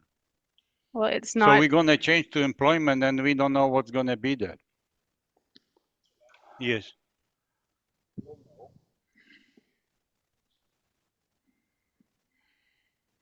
You will know at the second stage when you rezone the property, because the zoning bylaw controls the land use classifications. There, you could rezone it to MG, heavy industrial, MB, light industrial, CH, highway commercial. Those are all within the employment opportunities in the development plan. So when they make an application for a rezoning, they're going to have to state why and what they want to put on that property. So that'll be the opportunity, not at the development plan stage. But I understand that. But we was voting on it today without knowledge what's gonna be happening there. We vote was today, so how he can vote for it when we don't know what's gonna be there? The vote was today for a development plan amendment to change land. That's right. After you change land from employment or from agricultural to employment, it's still zoned agricultural. They can't do anything until they come back to council for a rezoning. They can't. I understand, but that's why we vote, and my part, it's lack of information, and that's why I voted against it. so I've added just a small amendment here. Therefore, be it resolved that after considering the public feedback received at the hearing, council voted not to proceed with bylaw 2510. Everybody good with that? Well, it's watered down, but not without agree with it, but well, the vote's a vote. This is just the resolution for that. You're muted. Because if Mr. Edie challenges this at a municipal board hearing, which has been done in the past, not Mr. Edie, but other applications, they want to know the reason why council's going to be objecting to it, and council has to defend it, and council may be put on the spot at the municipal board hearing. So be careful what you put in your resolution.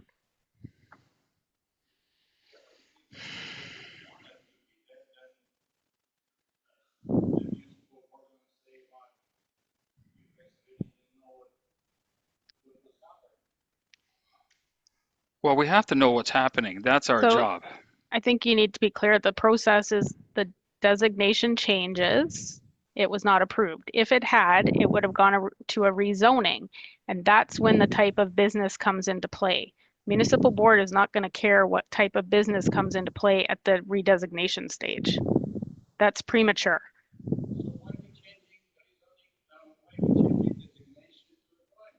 You're not. You voted against it.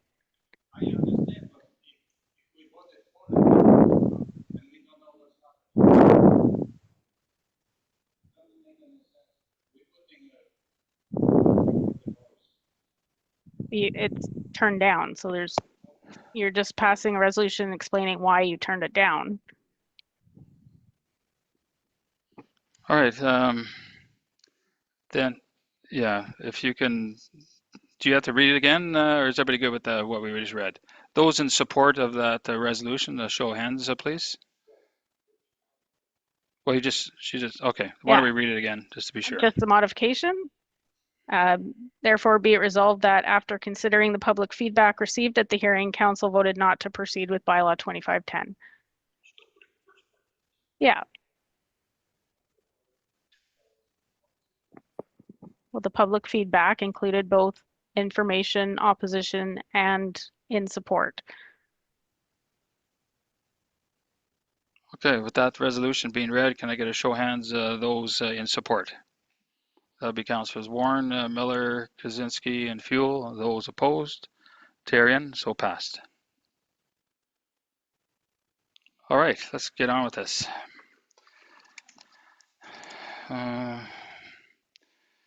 Samuel Lawidi and Obi, that's you, sir? What we're going to do, sir, we'll do yours right away there, but I apologize to everybody here. It's not apologizing. That's just the way how it goes. It takes a while. Maybe we should have put this at the very end, but then we would have all been late anyways. But you guys you guys got to see how we do things here, eh? So this is good.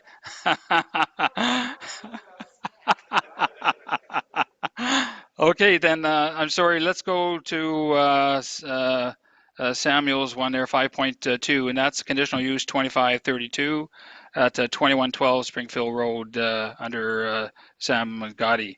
Can I get a mover and a seconder for that, please? Tarian and Kaczynski. We have conditional use 25-32. The proposal is to permit an automotive and recreational vehicle sales on the land as per section 6935 within the MG Industrial General Zoning District located at 2112 Springfield Road within our industrial park. Samgoddy Auto Parts is requesting council's approval to permit an automotive and recreational vehicle sales business at 2112 Springfield Road. Guesswin Metals also operates a storage compound, being an automotive wrecking yard at the same location.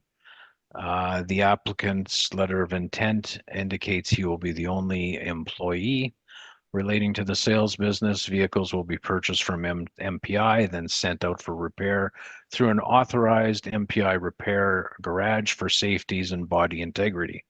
Their proposed business hours of operation will be Monday to Friday, 9 a.m. to 5 p.m. The applicant indicated that he will have 5 to 10 vehicles on hand at any given time for sale on the property. The first on-site inspection was conducted prior to the conditional use application. There was no room on the property for vehicles to be displayed. I had informed the applicant that he needed to make an effort to clean up the site and provide room for the vehicles. A second inspection was conducted and revealed that the front of the building was cleaned up and that there is proposed area for vehicles to be displayed for sale. There is room for approximately 8 vehicles within the front of the building. The area in front of the building was currently vacant at the time of the inspection with a pile of gravel that will be leveled for this parking area. If council were to consider this conditional use, I offer the following 5 conditions. Number 1, that our municipal building inspector and fire chief conduct a building and fire inspection for the existing industrial building to ensure that all life safety, building and fire code requirements are met and that any required code upgrades and/or infractions are corrected prior to the operation of the business for the issuance of any correspondence from MPI.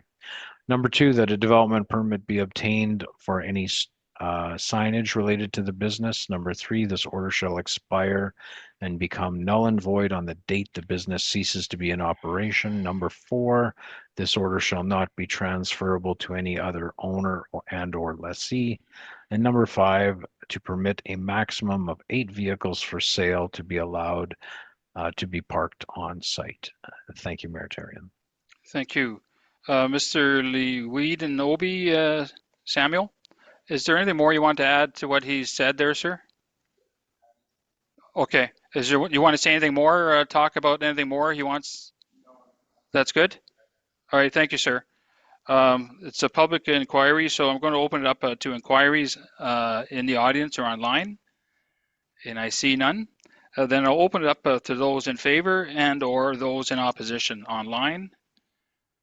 I see nobody, or in the audience. I see nobody. Unless there's questions from council. Again, I don't see any questions. Then I'm prepared to close the public hearing. No further questions will be allowed for legal reasons. And unless there's no questions, we can read the resolution and then we could vote. Whereas a public hearing has been conducted under the Planning Act to consider an application filed by Samgoddy Auto Parts located at 2112 Springfield Road for conditional use. And whereas council is satisfied that the requirements of Part 7 conditional uses has been met, be it resolved that conditional use order number 25-32 be granted subject to the 5 conditions. Thank you. With that resolution being read, can I get a show of hands, those in support first? That is unanimous and is carried. Thank you very much, Samuel. So you're going to run for council next time, Samuel? You're going to run for council next time?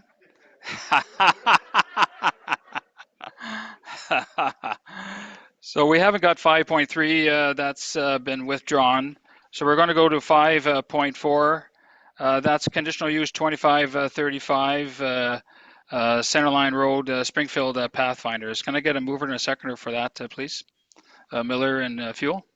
We have application 24-34. The proposal is to permit an outdoor participant rec service, being Springfield Pathfinders, for a building to be placed on the property in accordance with section 75.3.3 within the S&R Sensitive and Natural Resource Zoning District. This is located on Centreline Road within the northwest quarter of 13-10-7. The Springfield Pathfinders Snowmobile Club is requesting council's approval to allow for the outdoor participant rec service. What this use means is that to allow a development providing facilities which are available for the public at large for sports and active recreation conducted outdoors. Springfield Pathfinders Club was established in 1992 and is a non-profit volunteer organization. Their mission is to promote safety, responsible snowmobiling while maintaining over 140 kilometers of groomed trails throughout the RM of Springfield and neighboring regions. For over 15 years, the club's warm-up shelter has stood on private property that was donated. Due to the change of ownership, they are now requesting to relocate the structure and it be operational for the upcoming 2025-26 snowmobile season. They are requesting municipal land as a permanent and secure site for this purpose. The community benefits, this was from their letter of intent, safety in extreme cold weather. The shelter offers protection from frostbite and hypothermia. Snowman trail standards, they ensure compliance with provincial trail network requirements. Local economy supports snowmobilers spend an average of $110 being sled or per sled per day locally.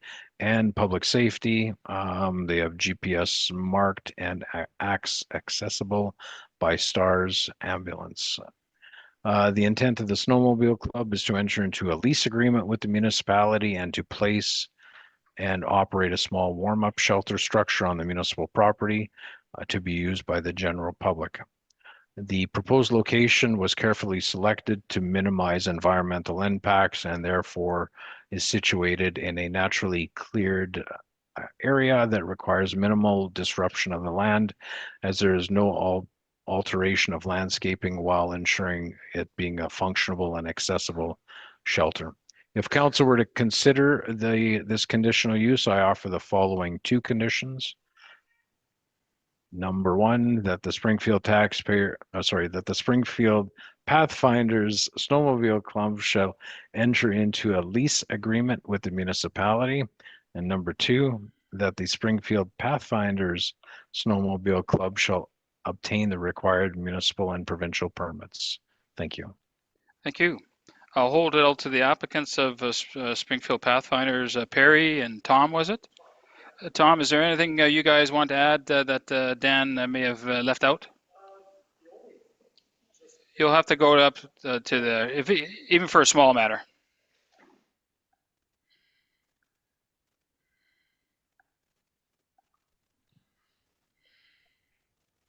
The only thing that, or Mr. Mayor and the council, the only thing I wanted to add or just to clear up in case there were questions was that with the change of ownership, we were required to move and we were given about 2 months notice. So it wasn't, we had to move. So that's it. Okay, state your name, sir. You forgot. Sorry, Tom Ewan Shishin. 340 Laurel Bay. Oh. Oak Bank. So all three is good French Canadians, eh? Yeah. Not sure you though. Okay, thanks, Tom. Thank you. I'll open it up for inquiries. Those in the audience or online. And I see none. Then I'll open up for both those in favor and or those in opposition. And I see nothing there. Any questions from council? Councillor Kaczynski? I would like to know what kind of activities gonna be happening in that facility. I hope there's not going to be alcohol consumption.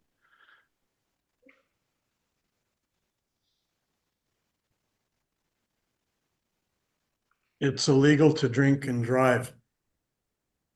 On the So snow. hopefully in their signs up that alcohol is not promoted with safe snowmobiling.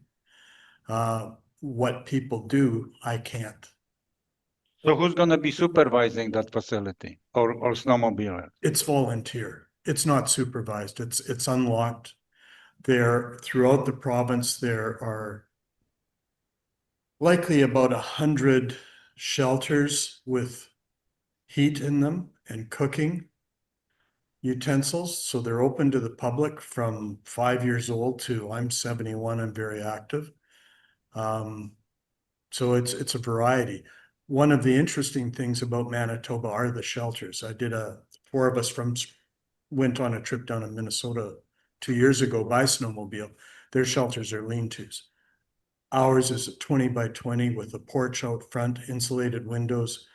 We've got batteries, lighting, heat, usually a couple cords of firewood.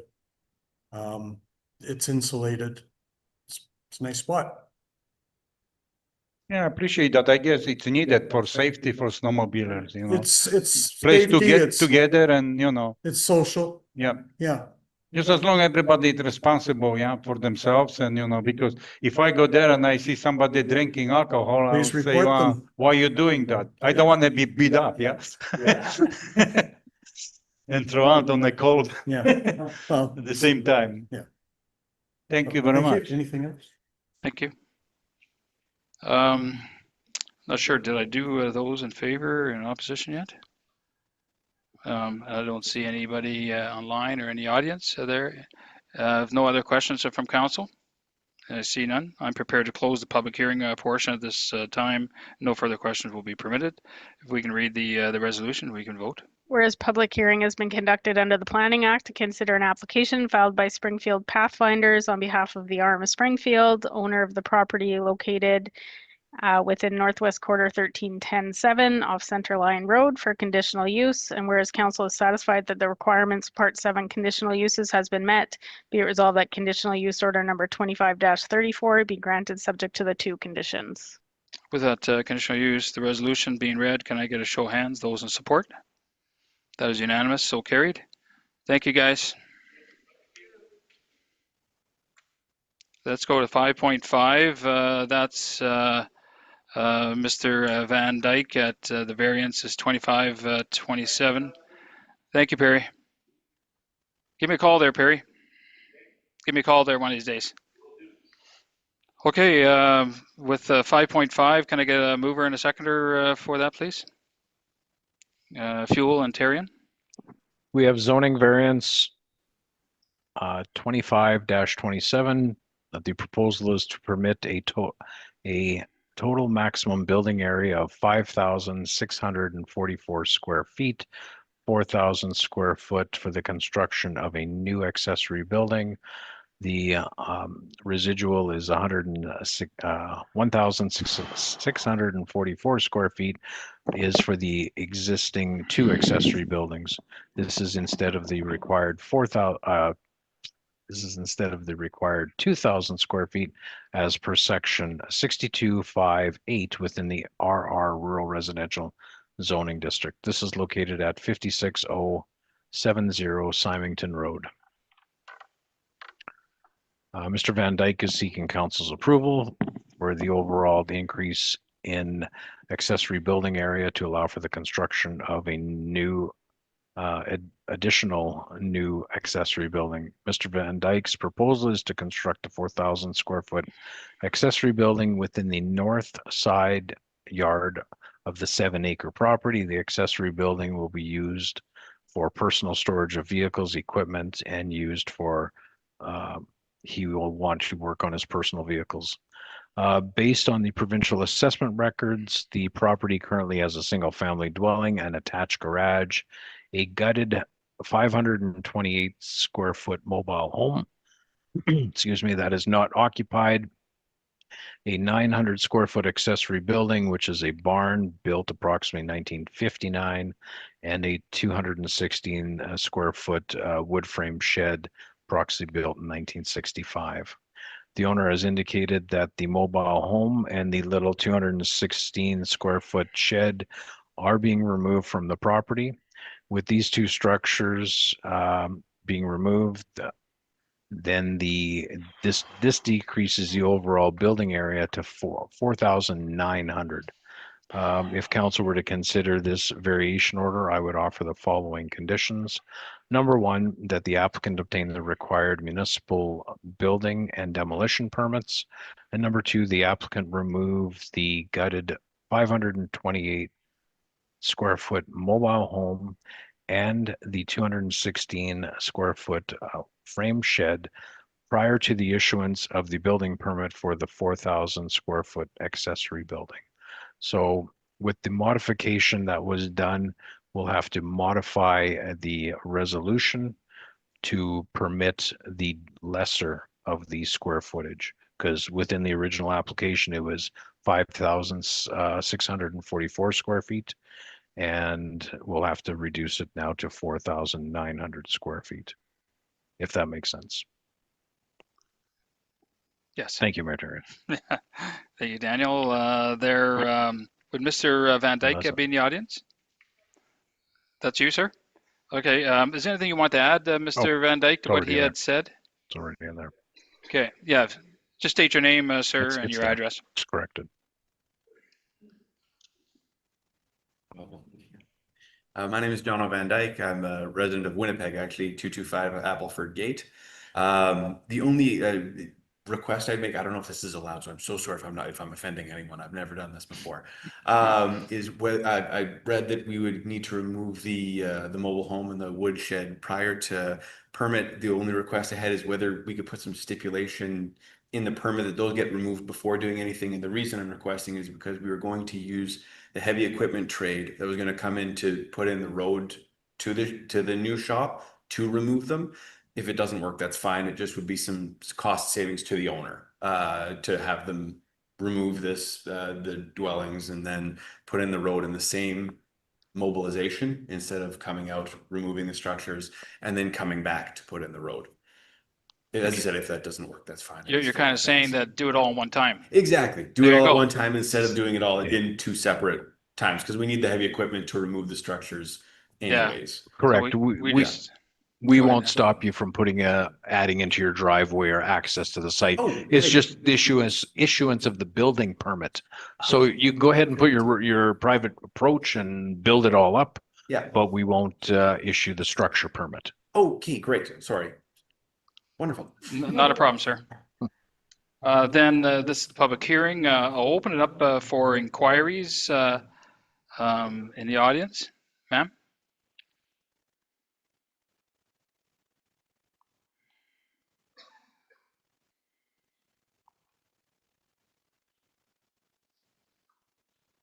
Thank you. Elizabeth Hersack, Navin.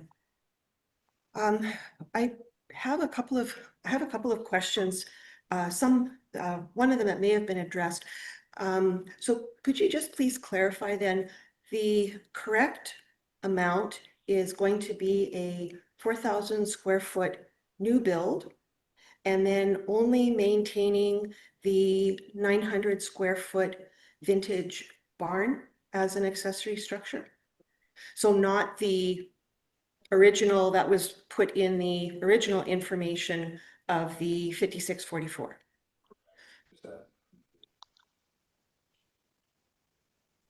Yeah, that included the square footage of the other two structures. We had taken in the application and calculated all the accessory structures. Then after the notice had gone out, we had further discussions on site with the owner, and he said, no, those structures are going to be removed. So my question is that currently, as per the development plan, and that the maximum building area is 2,000 square feet for accessory buildings, structures. In the rural residential, in the zoning bylaw, Yeah. yes, it is maximum. That's why he's come forward with a variance. So at 4,900 square feet, that would be 245% over what is allowed, correct?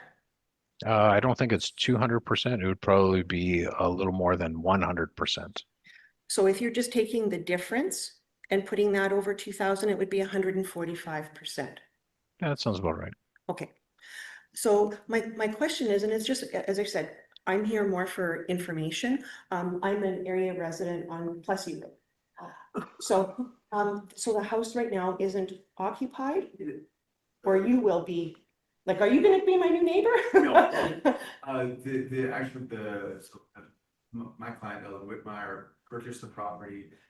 It's actually the children of the original owners that are renting the house from him, and they will stay there as well. Okay. Yeah. So I guess my question is, and this actually came up when I had been visiting someone else in Ontario, just in terms of what we would consider an accessory structure. Usually an accessory structure tends to be something that is secondary, lesser than or supporting the primary building.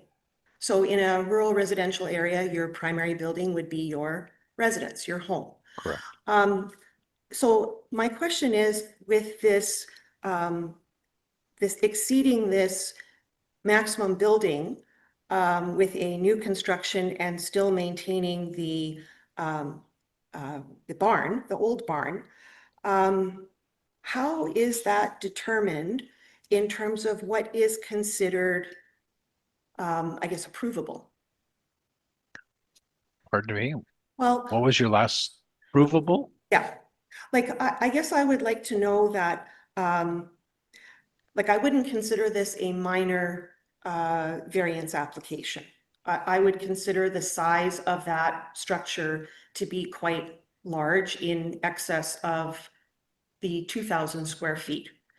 And what I was wanting to know is, has there been an increase in applications regarding requests to exceed the maximum square footage for accessory structures? Let me take a step back. You had talked about principal uses and secondary uses or accessory uses. The principal use of the property is the single family dwelling that's currently resided in, and accessory buildings are your detached garages, your shops, stuff like that. Right.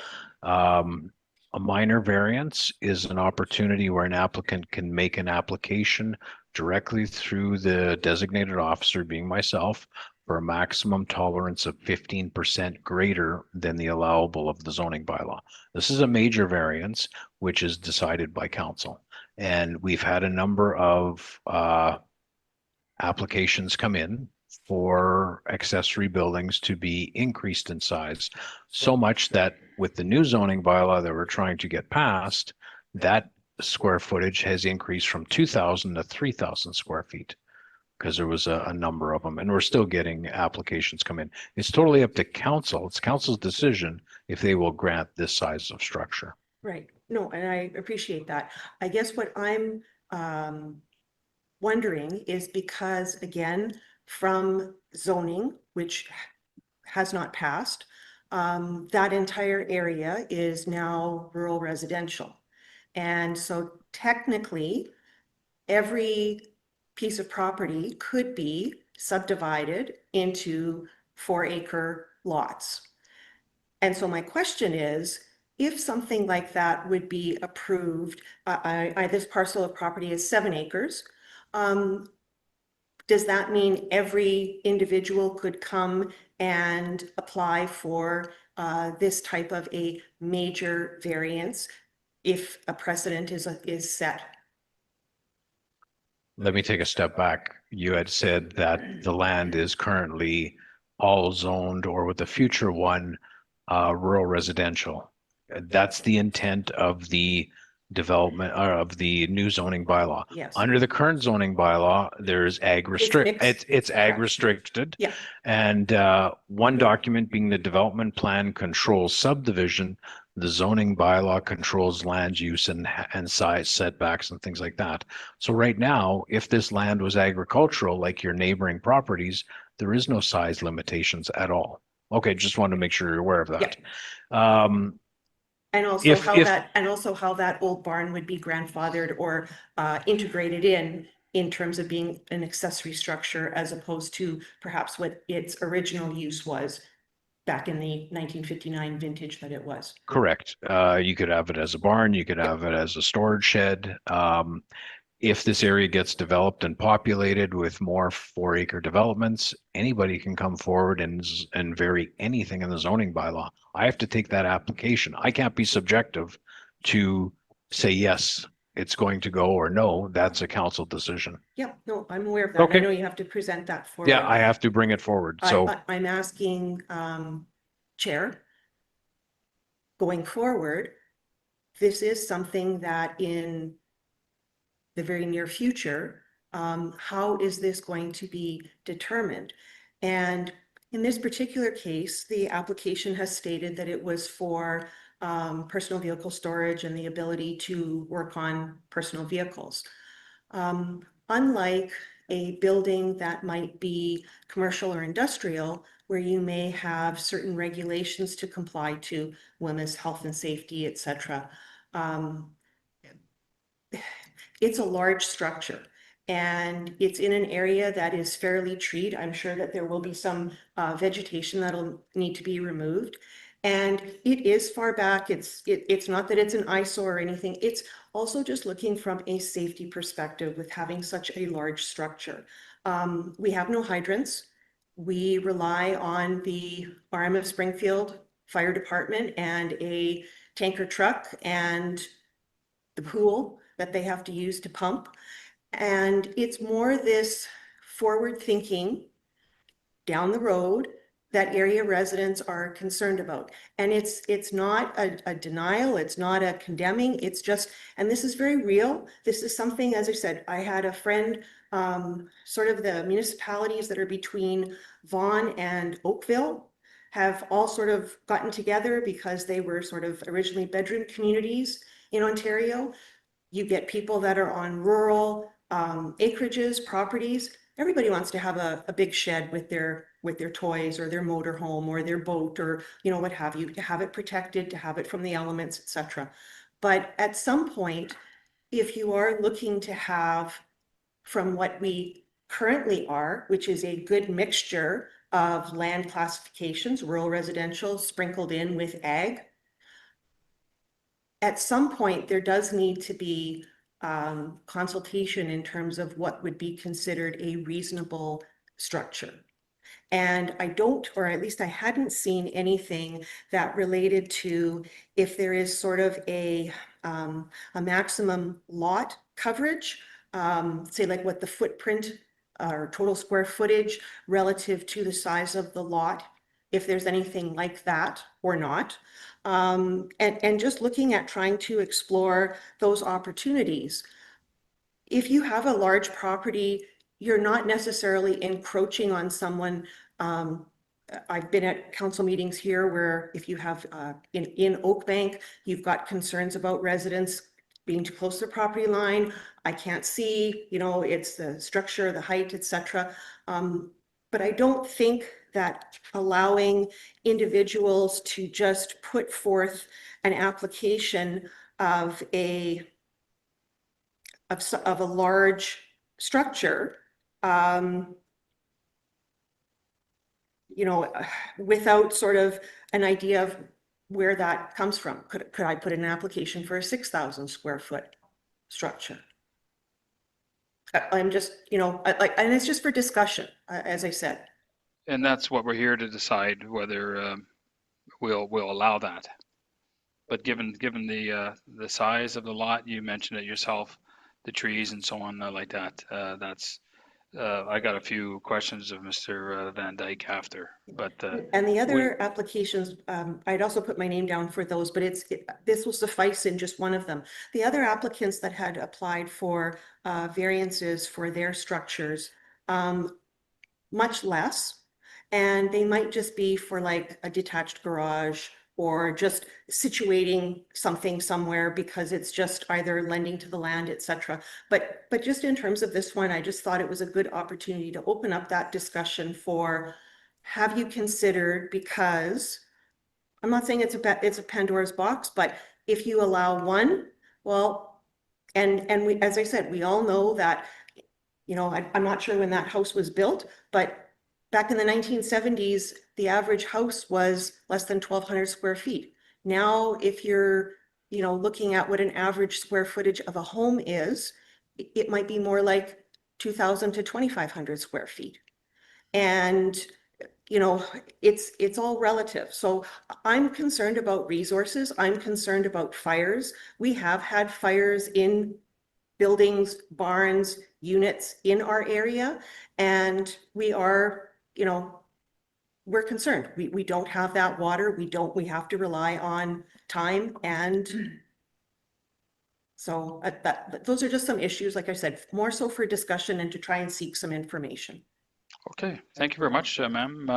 Mr. Doucette may have some. I just like to add a little bit of clarity. I've got the zoning up, rural residential right now. It, again, like I mentioned, building area is 2,000 square feet total for accessory buildings. And there is no maximum site coverage. Site coverage comes into play when you have your tighter densities like Oak Bank, where you have RS single family zones. When you're talking about engineered structures, the structure will fall under Part 9 of the building code, and it'll be an engineered structure that'll be submitted. Also, as for resources for our fire department, the original fire station would probably respond to your area would be in our industrial park off of Gun Road, I believe. When the Waterside development was created off Plessy Road, we had lengthy discussions with our fire chief, and we forced that developer to put a standpipe in there for excess water for any fires. So that is a new water source for the fire department, so they're not traveling back and forth to the industrial park. So it's a shorter commute, which is a little closer. We have a second development right by the cemetery, and their industrial development, we're forcing them to put a high capacity well with a fire pump there for fire access, because there's these industrial buildings there, and we need the resources of the water supply. Is there anything, I guess, that differs when you have a home structure versus the commercial structure for things like, again, if fire is going in there potentially, to know what they might be encountering? And again, it's just because you've got a larger structure. If you know that there's going to be vehicles stored, there will probably be, you know, chemicals, possibly fuel, oil. Everybody in their detached garage has vehicles and fuel, and it's built to a certain standard of the building code. When you get into your higher commercial buildings, your F1s, your F2s, then there's more risk of a fire compared to those structures. So it's all regulated by the building code through the National Building Code and through the National Research Council, who have to have these standards. NRC, so we can't go above and beyond the building code and say, oh, you're storing an extra car in there, you have to put fire rated drywall in there or anything like that. No, I would hope that those things, again, safety, et cetera, would be addressed through the building code. They are. Yeah. Okay. Thank you, ma'am. I'm not sure, are you going to be in opposition to this? Because I'm going to ask that now. No, I was just seeking information, and as I said, I think more so for a point of going forward for discussion. Okay, thank you very much, ma'am. Then I'll open it up, those online in the audience, those in favor and or those in opposition. And I see none. Any questions from council? Again, I see none. Then at this time here, I'm prepared to close the public hearing portion of the matter no further questions will be permitted, and we can read the resolution. Whereas a public hearing has been conducted under the Planning Act to consider an application filed by John Van Dyke on behalf of Eldon Lane Whitmire, owner of the property located at 56070 Symington Road, for a variation of the Springfield zoning bylaw. Whereas council is satisfied that the requirements of Part 6 variances has been met, be it resolved that variation order number 25-27 be granted subject to the two conditions. With that being read, can I get a show of hands firstly, those in support? That is unanimous and so carried. Thank you very much, Mr. Van Dyke. Then we'll go to 5.7, that's accessory building area, Yakir, variance order 25. Oh, I'm sorry. Yeah, you're right. I'm sorry about that. So we'll go to variance order 2528 under Taylor, side yard setback. Can I get a mover and a seconder for that, please? Warren and Terrian.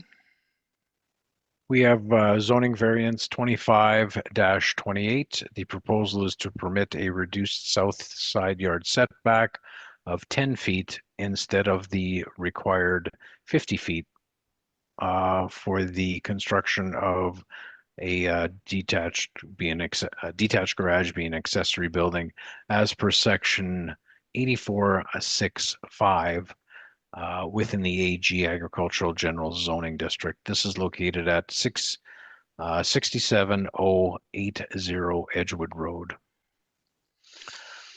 Mr. and Mrs. Turner are seeking council's approval for a reduced south side yard setback for the construction of an accessory building being a 26 by 30 detached garage within their backyard.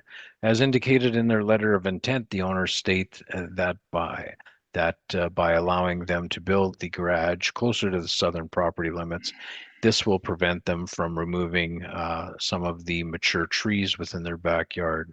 The 5-acre property is located between two parcels, which are currently under agricultural production. The northern parcel is a 35-acre parcel, and the southern property is 75 acres.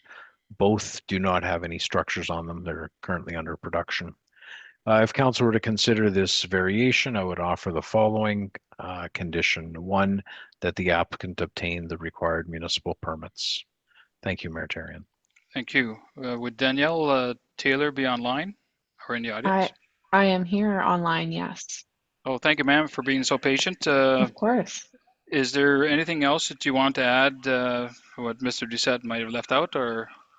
No, I think that pretty much sums it up. Okay, thank you, Danielle. We will go into the public portion now for inquiries online or in the audience, and I see none.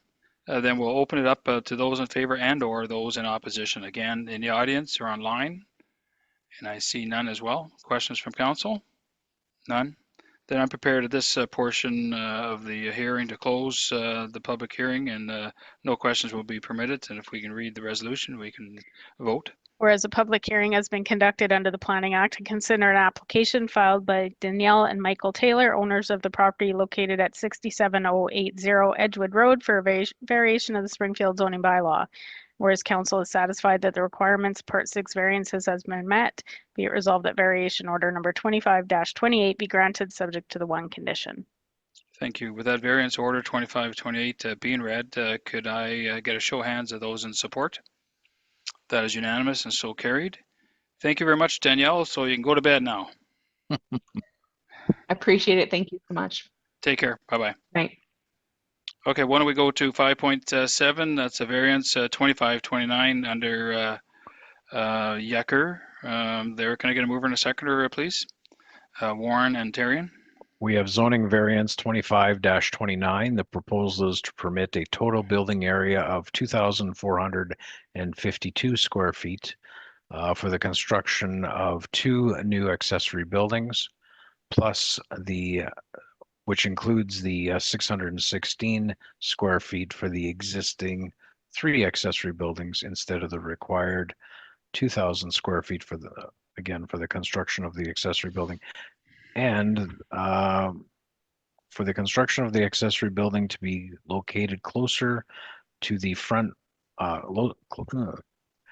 the construction of the accessory building to be located closer to the roadway than the front wall of the principal building as per section 2506B and 6258 within the RR Rural Residential Zoning District. This is located at 59-156 Pleasant Road. Mr. Yakir is requesting council's approval for the increased in accessory building area and to be built in front of the principal dwelling. Mr. Yakir would like to construct a 53 by 12 foot post frame shed to be located adjacent to his existing CCAN for additional storage and workspace, and also a 40 by 30 detached garage intended for vehicle and equipment storage, which will be located on the site plan provided. Based on the provincial assessment records, there's currently a dwelling with a 144 square foot wood frame shed. If council were to consider this variation, I would offer the following condition. Number one, that the applicant obtain the required municipal permits. Thank you, Mayor Therrien. Thank you very much. Would Joel Yakir be online? Yeah, I am here and I have nothing to add. Wow, you're getting good at this. Thanks. Is it Joel or Joel? Joel. Oh, okay. Yeah. I had a buddy, it was spelled the same way there, but if I said Joel, I usually got a pound there from it, so I made sure. I took a chance on it. Okay, since there's nothing there, why don't we go to inquiries in the audience or online? I see none. Then we'll open it up to those in favor and or those in opposition. And I Hello? see. Yes. Hello? Yes, Edwin. I would like to ask the question, as these individuals and we expand, especially under certain circumstances of these days, within the approval, could you consider a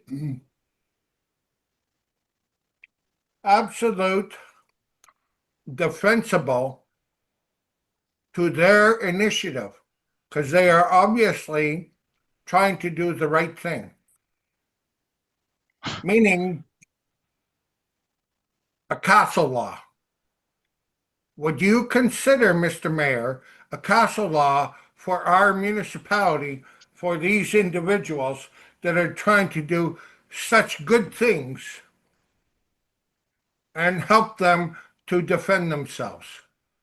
You know, I don't know where you're going with this. This is just for the Yakir matter here. If you got something that that we want to discuss, I would say get a delegation and let us know, and then we can look at that. But I don't think this is pertinent to this today. Okay, I appreciate that, Mr. Mayor. It's just a matter of individuals have a right to respect their property and defend their property. Oh, definitely. All right, thank you, Mr. Giesbrecht. I don't see anybody else in the audience or online for in favor and opposition. Any questions from council at all? See none. This time here, I'm prepared to close the public hearing portion. No further questions will be permitted. If we can read it. Whereas a public hearing has been conducted under the Planning Act to consider an application filed by Joel Yakir, owner of the property located at 59-156 Pleasant Road, for a variation of the Springfield zoning bylaw. And whereas council is satisfied that the requirements of Part 6 variances has been met, be it resolved that variation order number 25-29 be granted subject to the one condition. With that being read, can I get a show of hands first? Those in support? That is unanimous, so carried. Thank you very much there, Joel. Thank you so much. Have a good night. You too. Then we go to 5.8, please, under Neufeld accessory building and side yard setback. Mover and a seconder, please. Kaczynski and Fuel. That's you, ma'am? I'll make this quick. Zoning variance 2531. This is a proposal to permit the construction of an accessory building to be located closer to the roadway than the front wall of the principal building as per section 2506B and the reduced north side yard setback of 28 feet instead of the required 50 feet as per section 8465 within the AG Agricultural Zoning District. This is located at 59076 Pioneer Road. Ms. Neufeld is seeking council's approval for the reduced north side yard setback and the placement of the accessory building in front of the principal dwelling. The Neufelds have 15 acres and the property is almost half a mile long with only 330-foot frontage. The dwelling is at the rear of the property due to the configuration of the driveway and the site. The applicant is proposing to place the 28 by 24 accessory building northeast of the existing dwelling. If council were to consider this variation, I would offer the following condition: that the applicant obtain the required municipal permits. Thank you, Mayor Tarian. Thank you. Miss Neufeld or Goodman? Neufeld. Oh,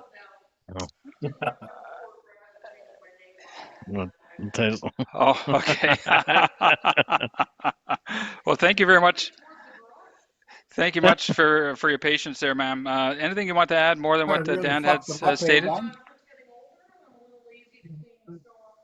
You know, that's Okay. tax laws. I understand that part.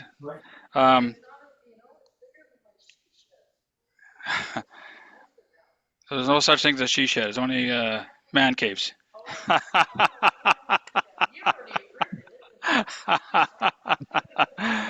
All right, ma'am. I'll assume there's nothing else to be added there, but I think this will. I'll open it up for inquiries in the audience or online.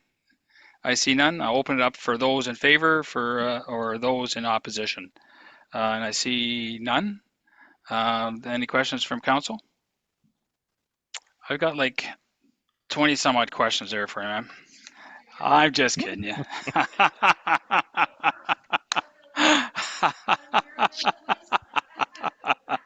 Okay, this.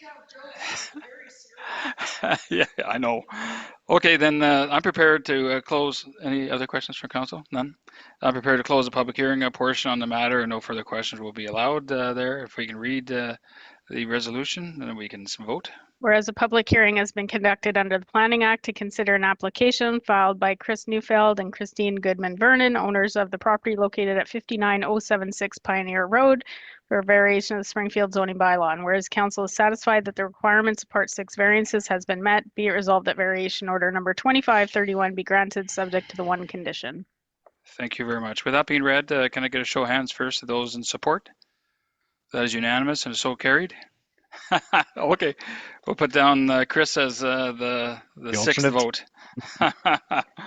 Thank you very much, ma'am. Yeah, I apologize for being so late, but it happens sometimes, and you're at the end. Yeah, yeah. Bring some popcorn and share it with me. Thank you. A little what? Sure.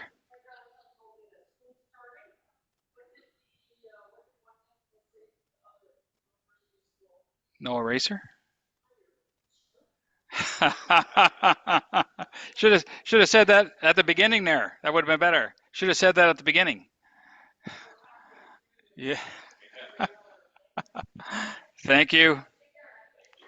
Now this is we're out of the public hearing portions. Let's go to 6.1. That's proposal to subdivide under an address of Poplar Road, Wyrich. Can I get a mover and a seconder for 6.1? Warren and Tarian. The report was placed on the website and provided to council. I'll give council a quick brief. This subdivision is a boundary realignment. The two properties involved are at 34.88 acre parcel and also a 106.2 acre parcel held under two separate titles. The Wyriches have filed their subdivision to application to realign the two property title boundaries to create to create one title for the existing farmstead, and the other one was to consolidate the productive farmland. No new titles will be created. The properties are primarily cultivated, but the yard site has mature shelter belt. The proposed lot has the existing dwelling, detached garage, and several other accessory structures. The dwelling is presently serviced by an individual well, septic tank, and sewage ejector.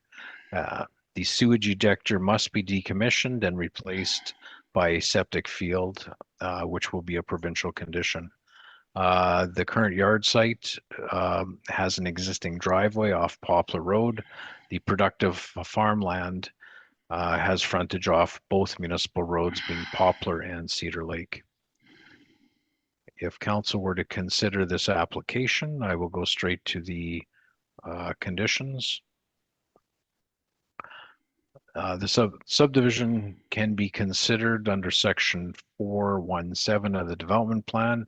If council considers approval of the subdivision, I recommend the following condition.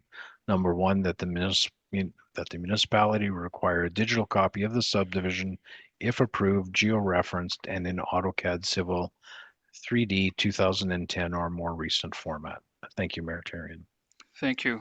It's not a public hearing. Are there any questions from council at all with regards to this? I see none. If we can read the resolution.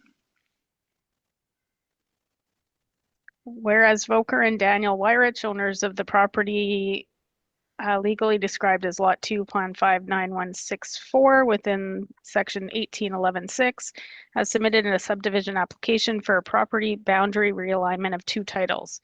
Be it resolved that application for subdivision number 4189-25-7832 be approved, subject to the one condition. Thank you. With that being read, can I get a show of hands, those in support?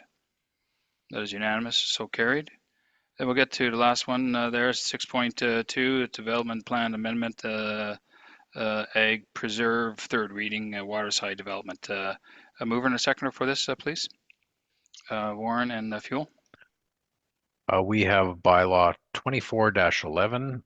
Mr. McGarry of Waterside Development, the owner of the property, made an application for a development plan amendment just off Plessy Road within the southwest quarter of 2910-4. This was to redesignate land from agricultural preserve area to employment. The intent is to subdivide the approximate 17.4 acres of land and to create additional industrial lots, including internal municipal road.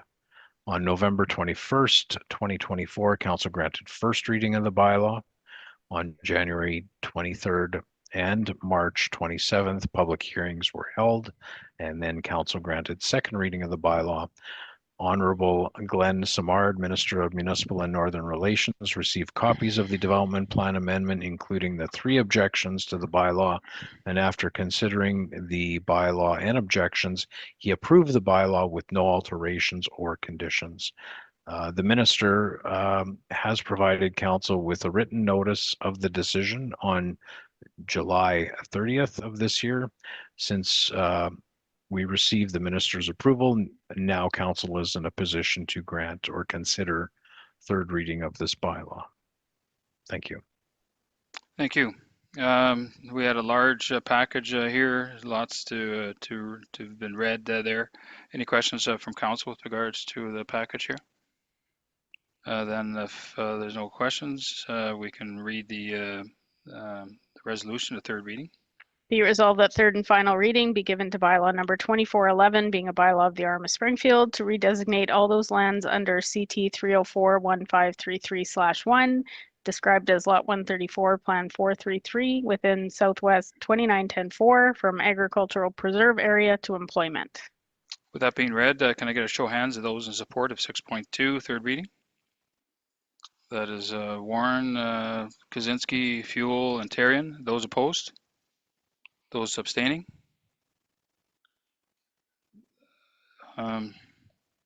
Why are you abstaining, Mark?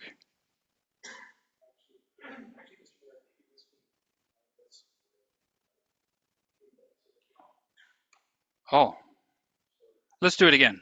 Okay, those in support 6.2, third reading. That is unanimous, so carried.